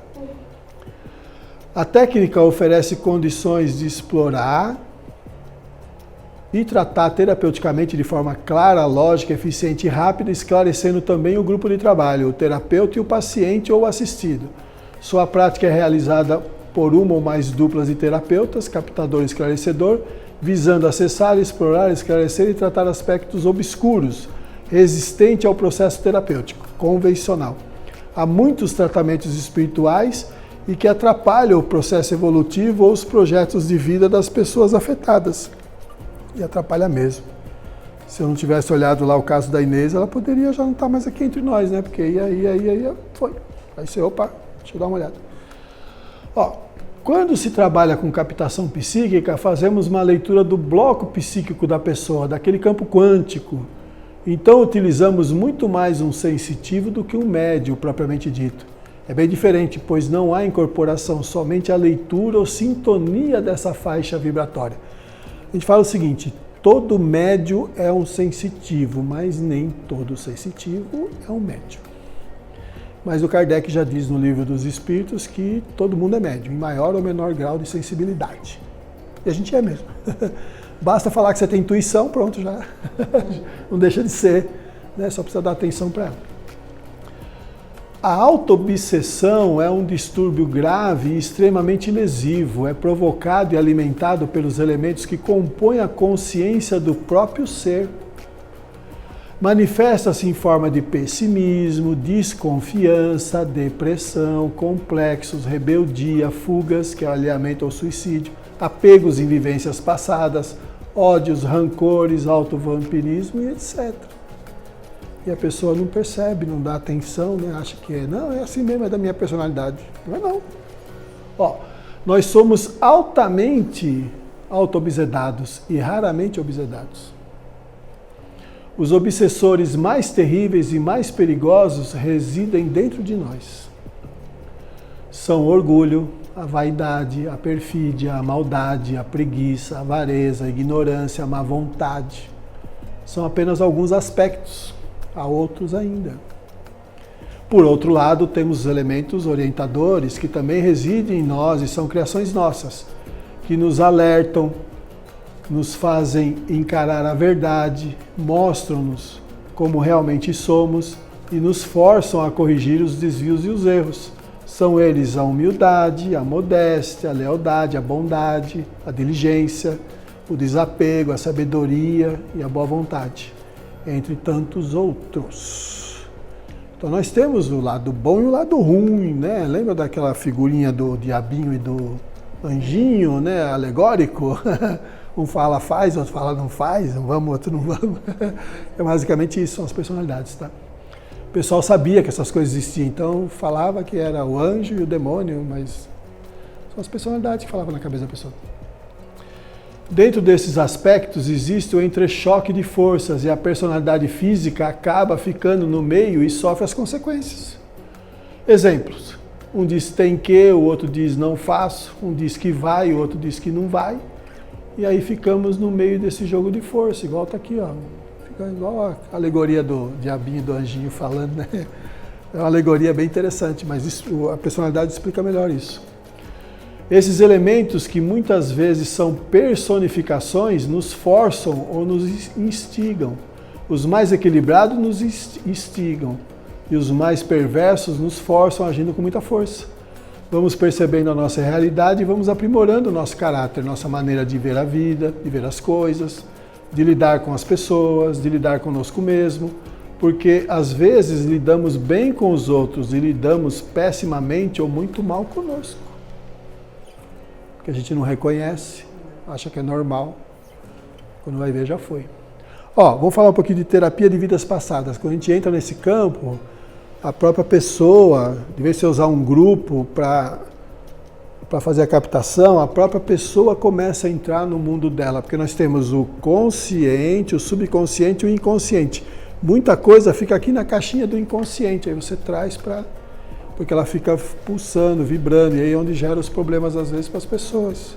Aí você identificando o que está acontecendo, fazendo uma anamnese, vendo o quadro sintomatológico, vendo vendo as condutas, né? As atitudes, aí você começa a ter uma ideia de como a pessoa é e por que está acontecendo. Por exemplo, eu atendi uma pessoa lá em São José dos Campos. A queixa principal era relacionamento. Aí eu comecei a ver a história. A mulher perdeu o pai quando era nova, casou cedo, teve 3 filhos, o marido abandonou, ela criou os filhos sozinha, é empresária, só trabalha com homem. Aí você vai nos quadros de comportamento, é autoritária, dominadora, fala, pô, desse jeito você vai arrumar companheiro. Ela fala assim, nossa, eu me sinto igual um vaso chinês, todo mundo olha, acha bonito e ninguém compra. Desse jeito você não vai arrumar. Aí nós vamos fazer a terapia cheia de personalidade que é soldado, militar, cheio de frequências masculinas. Aí fica difícil, né? Precisamos pôr um cor-de-rosa aí na parada, senão não vai arrumar companheiro. Porque a vibração e como ela age, como ela se comporta, afasta todo mundo. Não fica um perto. Ela falou, começa uma conversa, daqui a pouco o cara volta mais. Falei, vamos trabalhar isso, vamos começar a trabalhar. Vamos trazer um de cada vez. Porque senão a pessoa vai ter problema de relacionamento, e vai mesmo. E não tem nada a ver, são as personalidades.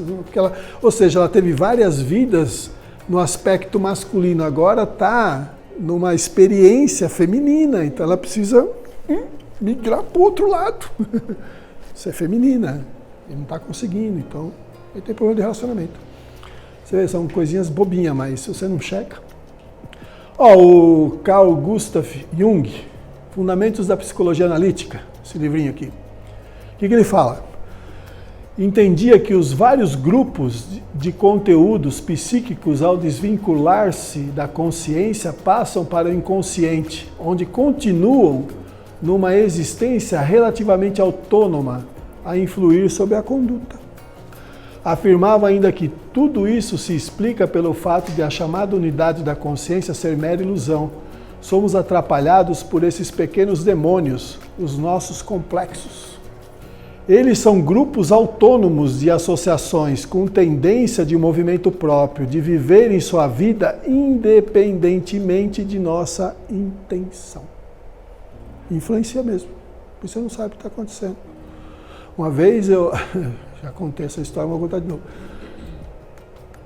Eu chegava para deitar e Inês falava assim, Jesus, parece que tem um fogo aqui, acenderam uma fogueira aqui do meu lado, tão quente que tá.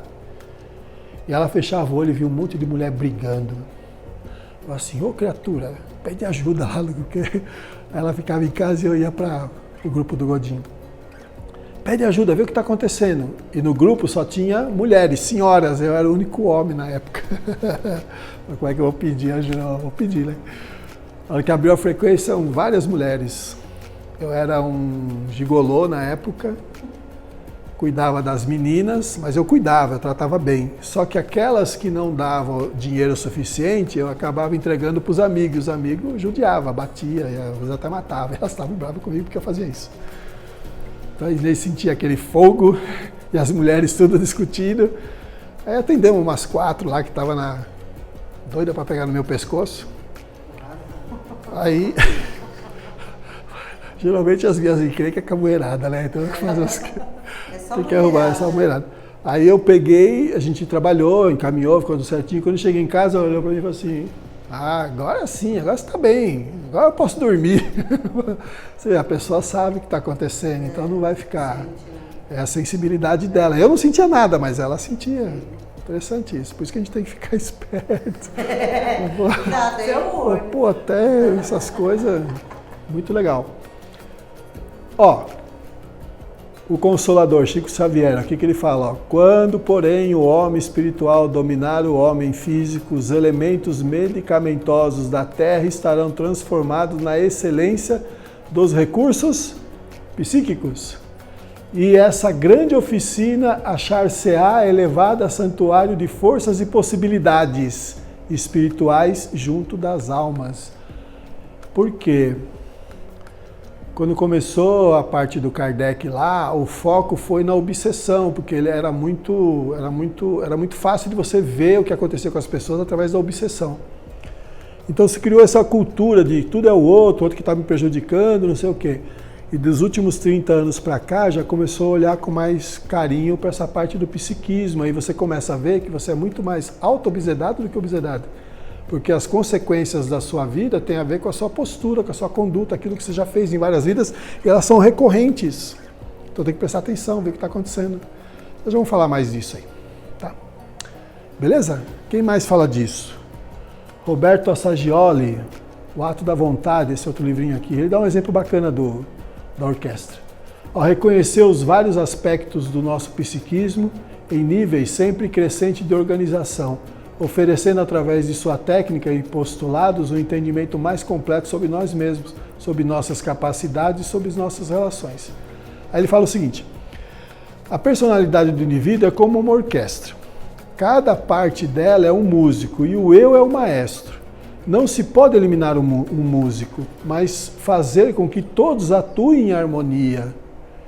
O maestro determina quem vai tocar e a que horas. O compositor é o lado transpessoal do indivíduo, o que cria. O importante é a ligação harmoniosa entre todos para a boa execução da sinfonia. Então não é que você fala assim, sai desse corpo que não te pertence. Não é isso, o cara é sua vida, pertence a você. Você tem que reciclar o conteúdo, resignificar as informações que o cara tem.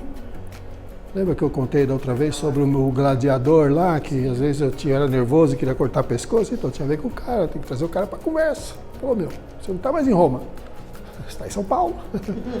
Você não está mais no ano 1, você está no ano 2019. Muda tudo. Outro que fala a mesma coisa, Alexandre Aksakov, Animismo e Espiritismo, outro livro aqui, ó. Hoje, graças às experiências hipnóticas, a noção da personalidade sofre uma completa revolução. Não é mais uma unidade consciente, simples e permanente, como afirmava a antiga escola, porém uma coordenação psicológica, um conjunto coerente, um consenso, uma associação dos fenômenos da consciência, enfim, um agregado de elementos psíquicos. Por conseguinte, uma parte desses elementos pode, em certas condições, se dissociar, se destacar do núcleo central, a tal ponto que esses elementos tomem pro tempore, ou seja, temporariamente, o caráter de uma personalidade independente. Aí a mulher casa com a criatura, passa 2 anos, 3 anos, ela olha para o carro e fala, não conheço mais esse cidadão, mudou, é outro, mudou, aqui ó, mudou, dissociou, veio outro para conversa, agora você está morando com outro cara, não é mais o mesmo, muda tudo. Olha que legal, vocês conhecem o Divaldo Franco?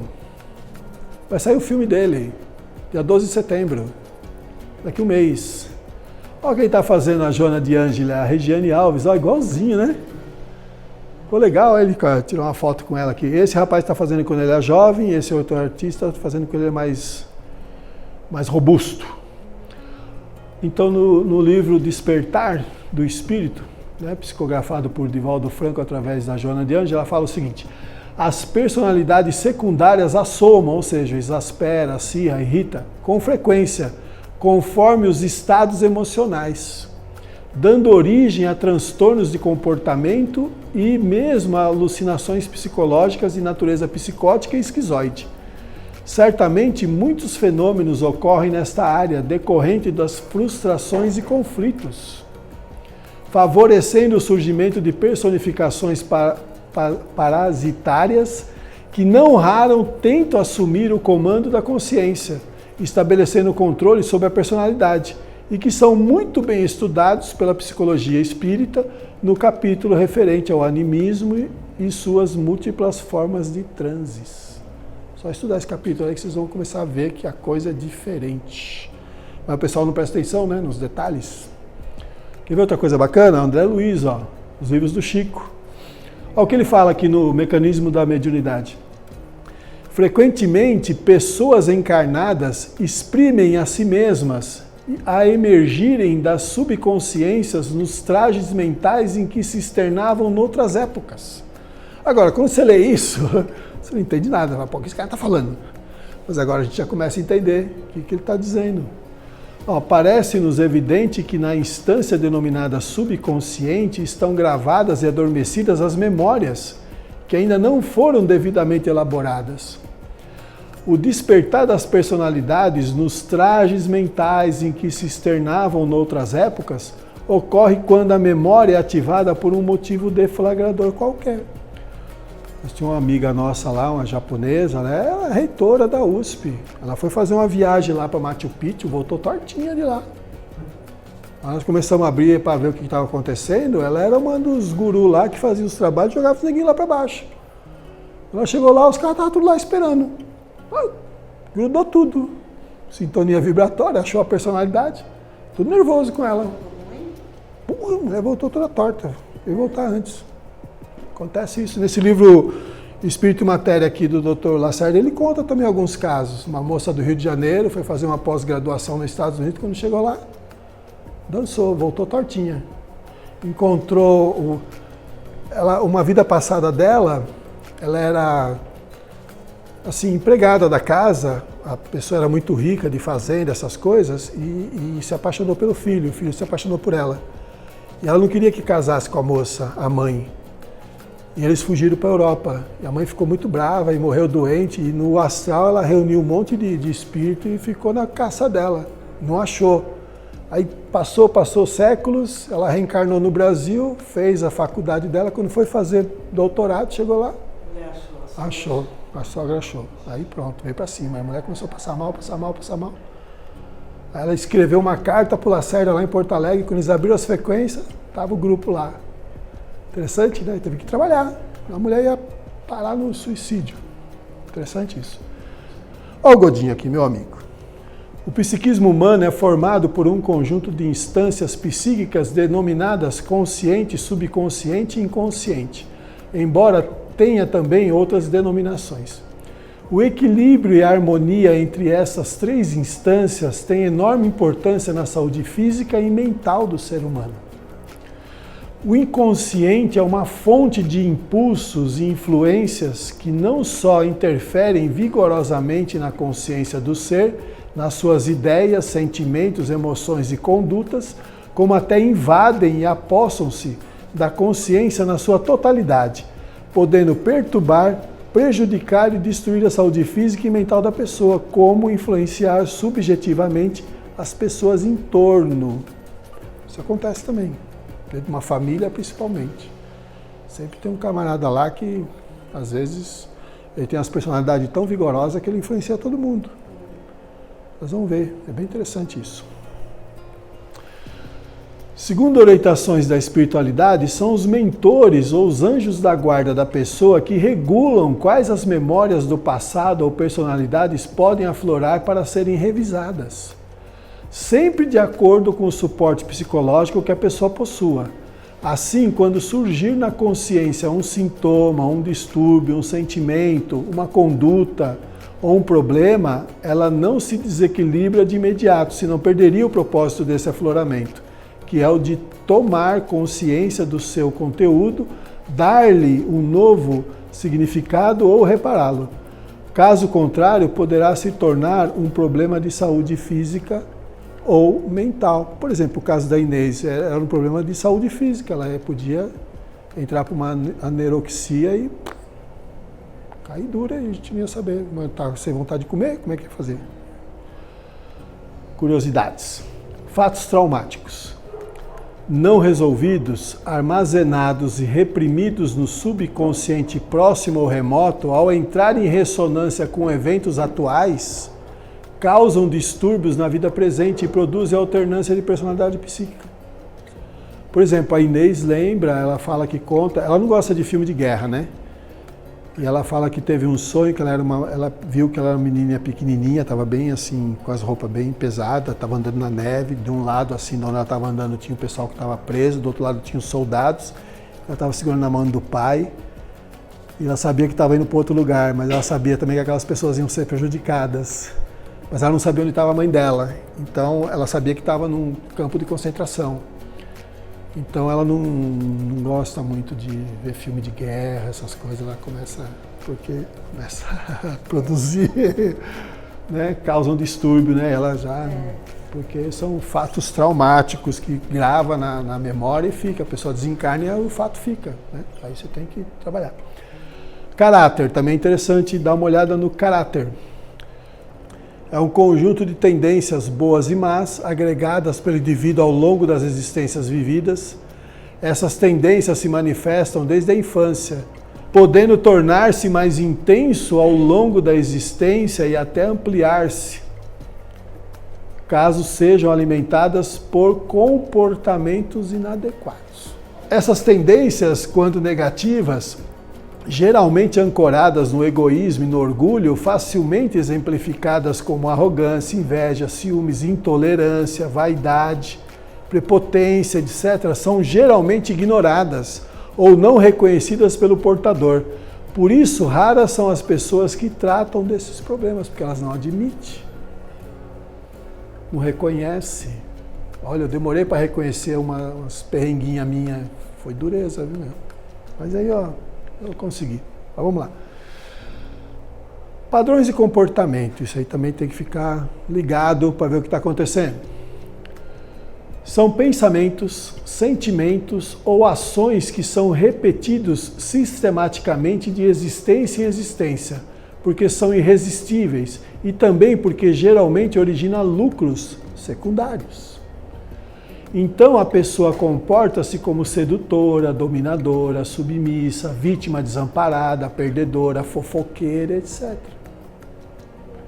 Essas pessoas apenas repetem padrões vividos ou adotados por personagens anteriores, incontrolavelmente muitas vezes, sem que isso passe pelo crivo da razão e a pessoa não percebe o que está acontecendo. Aí você vai para os grupos mediúnicos, você começa a ver as encrencas, é tudo isso aí. Então essas coisas aqui que eu vou falar agora, ó. É fácil perceber que o dominador de qualquer tipo pode estar ligado a um caráter intolerante. Não é isso, Maria Lúcia? Ó, que o submisso a um caráter invejoso, que o revoltado à prepotência, o sedutor ao egoísmo e assim por diante. Aí você vai pegando. A pessoa, trabalha isso aí. É preciso identificar no passado a origem desses problemas, partindo do princípio de que o padrão de comportamento revela a exteriorização do caráter. Por uma questão de didática, a leitura do padrão de comportamento deve ter como referência os dias atuais. A pessoa não sabe das dificuldades que estão acontecendo e às vezes ela tem uma queixa, duas queixas. Você vai trabalhar a primeira queixa, você vai nas personalidades, você acha o fio da meada para a segunda queixa e pum, resolve tudo uma vez. Parece uma injeção nas varizes, sabe? A injeção na variz, vai, pega tudo, vai direto, é assim. E a pessoa melhora. Assim, ó, passa anos com problema, faz uma sessão, melhorou. Assistiram esse desenho? Legal, né? Vou falar um pouquinho dele, porque ele relata um monte de coisa. Se não assistiu, assista. É um desenho bacana. É para as crianças, mas eu acho que serve mais para os adultos do que para criança. Mais para adulto. Mas é legal. A animação vencedora do Oscar se passa dentro da cabeça de uma criança e diz muito sobre a forma como lidamos com sentimentos. É bem legal. O filme conta a história de Riley, uma garota de 11 anos que enfrenta uma série de mudanças em sua vida.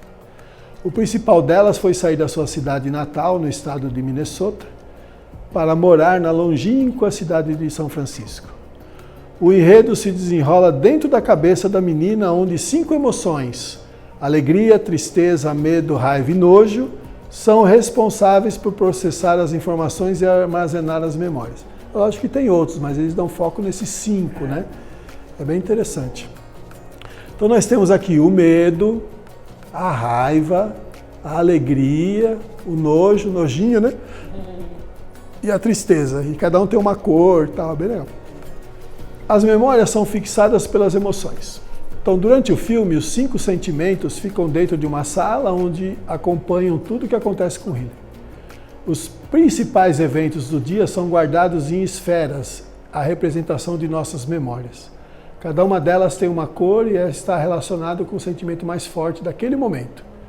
Pode ser alegria, tristeza, raiva e assim por diante.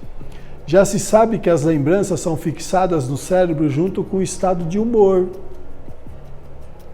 Isso já é um padrão. Então você pega uma pessoa com muita raiva, aí você vai buscar a memória, da onde está vindo essa raiva. Aí a pessoa fala, aí você começa a trabalhar.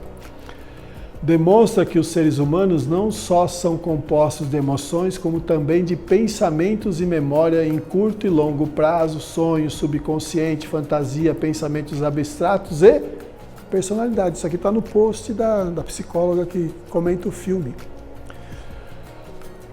Não existe sentimento melhor ou pior. Apesar de preferirmos os momentos alegres de nossa vida, cada emoção tem a sua importância. É necessário saber usá-las da melhor forma possível diante dos desafios. Precisamos ter alegria no momento certo e dar passagem para a tristeza em determinadas ocasiões. O problema ocorre quando os sentimentos ultrapassam os limites. Aí você começa a ter uma carga energética muito maior, né? Aí você começa a ter problema. Explica a neuropsicóloga Cleide Lopes, do Centro de Longevidade do Hospital 9 de Julho, em São Paulo. Eu peguei do post dela falando sobre isso. Tristeza é necessária. A personagem Alegria tenta a todo momento sufocar e ignorar a tristeza.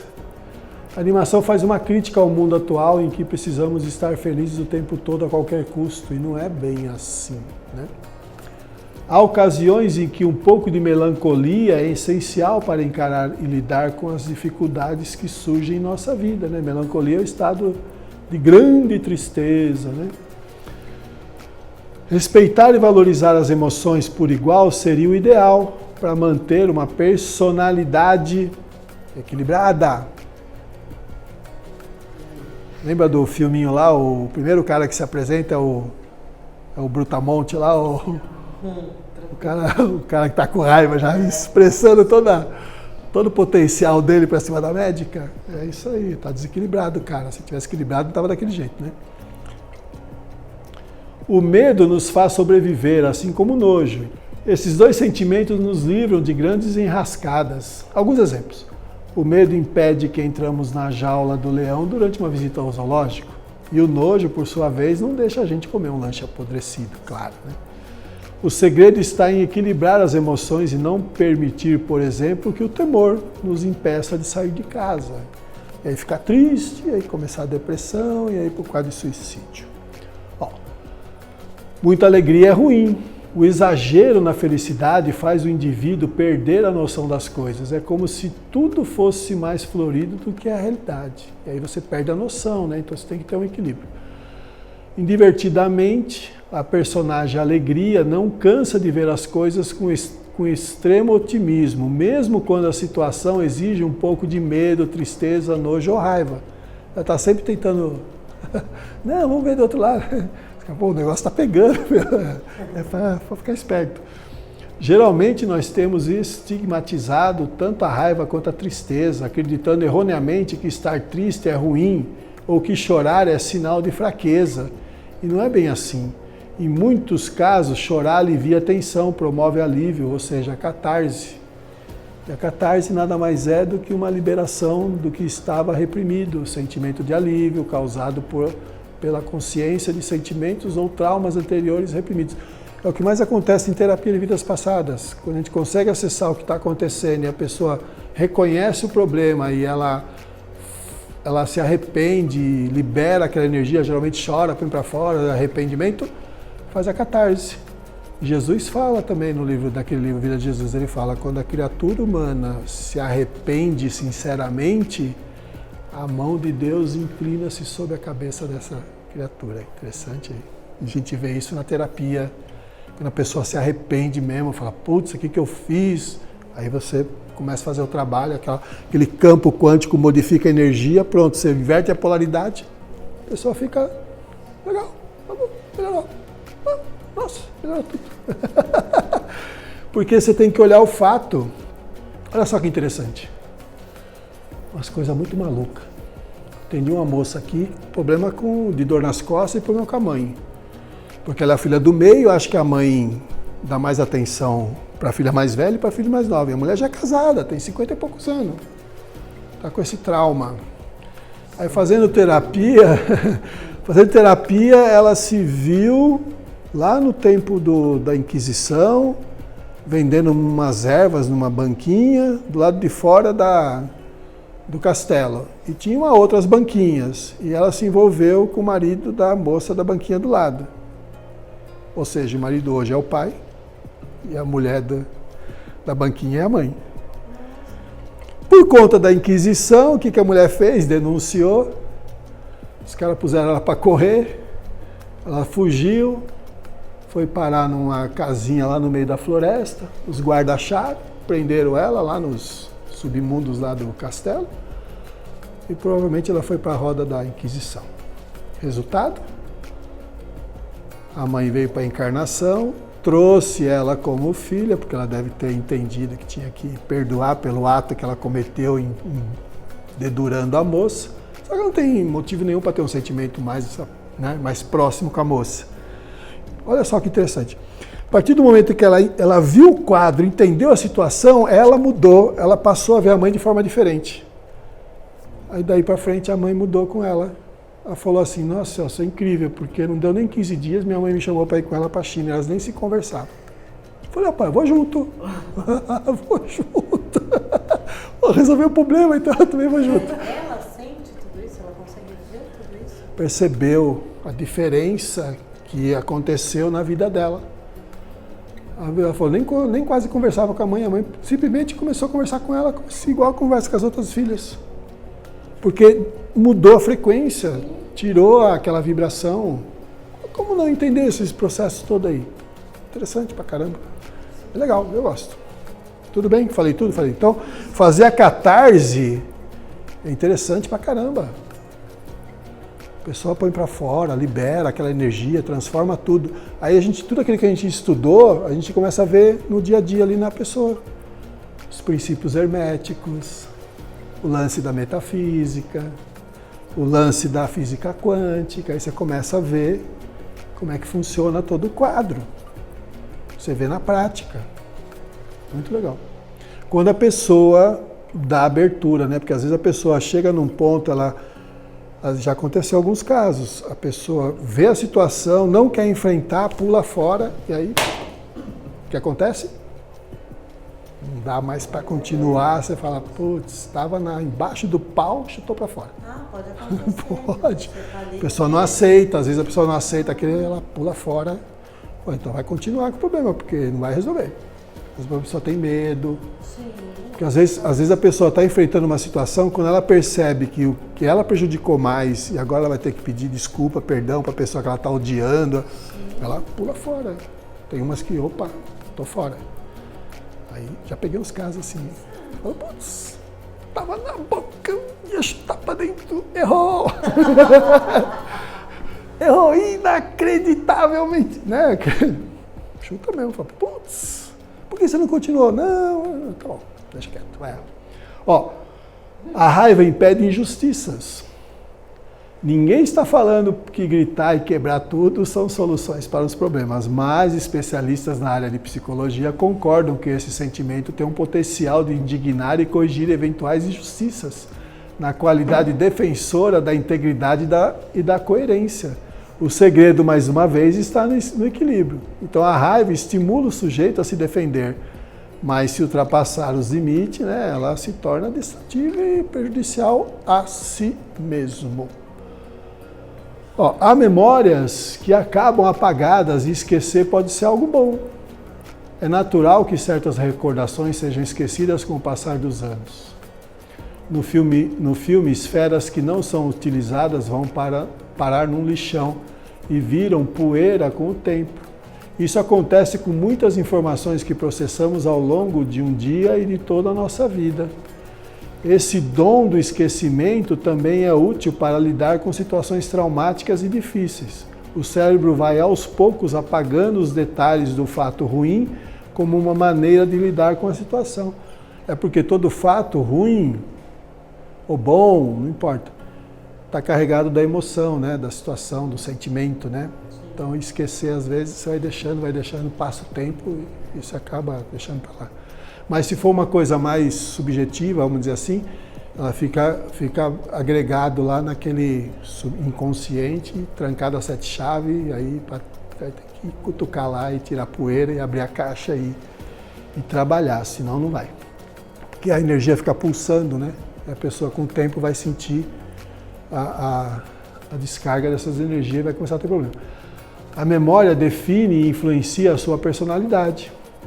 Outras recordações, porém, são muito importantes e determinam boa parte da nossa personalidade pelo resto da vida. Indivertidamente, elas são as memórias base, as esferas em que estão guardados os momentos especiais da vida de Healy. A brincadeira com os pais, o jogo de hóquei com as amigas, etc. No nosso cérebro, as lembranças são processadas numa região chamada hipocampo, que converte memórias de curto em longo prazo e fica guardadinho lá, até que você vai lá e traz ela de volta. Nós temos um verdadeiro arquivo de memórias. Necessitamos da tristeza para juntar nossas partes que estavam quebradas depois de estar em farrapos para finalmente nos reintegrar como pessoas. Na animação, quando a alegria e tristeza saem do escritório central das emoções, elas visitam a região onde as esferas estão estocadas em prateleira, que são essas aqui, elas entram aqui pelos meandros aqui. É como se fosse o cérebro da menina, né? E as bolinhas, todas as emoções, então tem mais amarelinha que a alegria, mas tem algumas vermelhinhas de raiva, tem pouquinhas de azul, né? Você vê que a maioria é amarela. Nossas recordações estariam organizadas de uma forma parecida. Elas ficam próximas uma da outra por associação. Quando queremos lembrar o nome de uma flor específica, pensamos que ela é avermelhada, tem muitas pétalas e seu cabo é cheio de espinho, pronto, é a rosa. A gente associa por essa associação. Então, nossas memórias são armazenadas como um arquivo, por semelhança. Então, o que você tem que fazer é ir buscar os camaradinhos aqui, trabalhar e vamos ver o que acontece. Então, é importante entender como é que funciona a aura, como é que funciona o psiquismo, como é que funciona o comportamento, como é que funciona tudo isso. Antepassado, forma pensamento, sintonia vibratória, campo morfogenético, todas essas coisas. Aí você junta tudo e você fala assim, agora eu consigo entender o que está acontecendo. E aí o que você tem que fazer? Se reformular. Porque diz assim, para você melhorar, você tem que se reformular, mas ninguém fala onde você aperta o botão da reforma íntima, né? Mas aperta o botãozinho quando você começa a ter os sintomas e você começa a entender que muitas coisas é teu mesmo, não é os outros. Sábado falaram aqui, o Ho Oponopono ajuda, eu sempre faço o Ho Oponopono para os outros. Eu falei, então você está fazendo errado, porque o Ho Oponopono é para você, não é para os outros.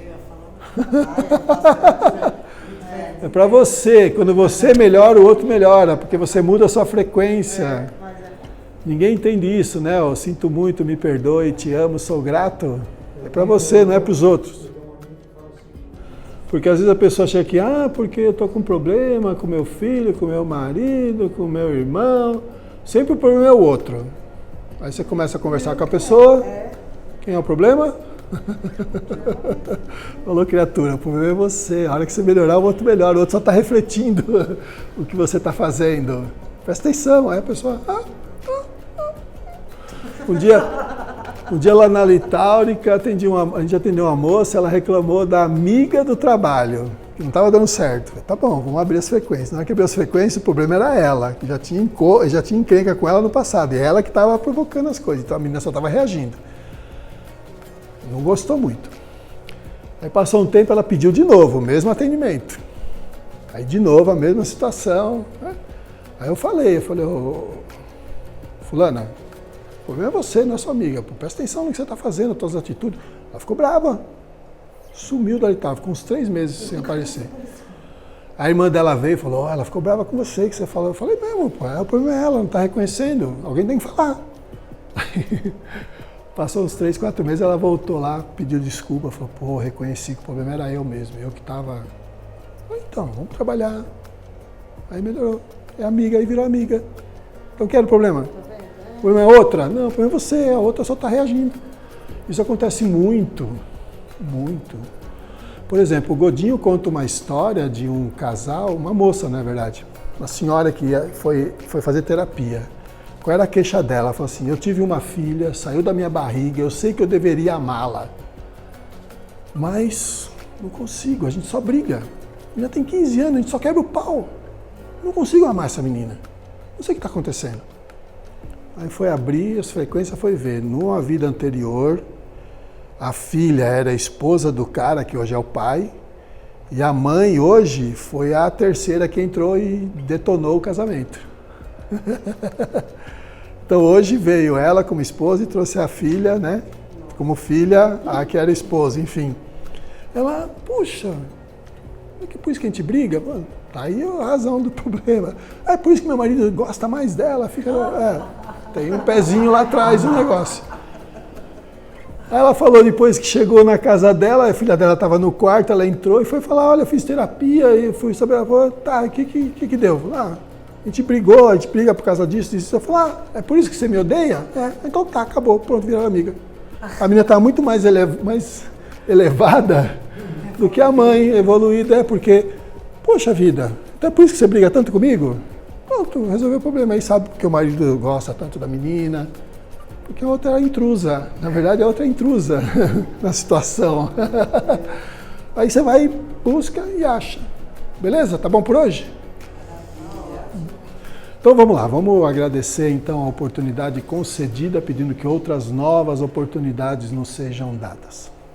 Agradecemos ao Mestre Jesus, o amparo que nos deu, em nome dele a cobertura das instituições do mundo maior que ampararam os nossos trabalhos.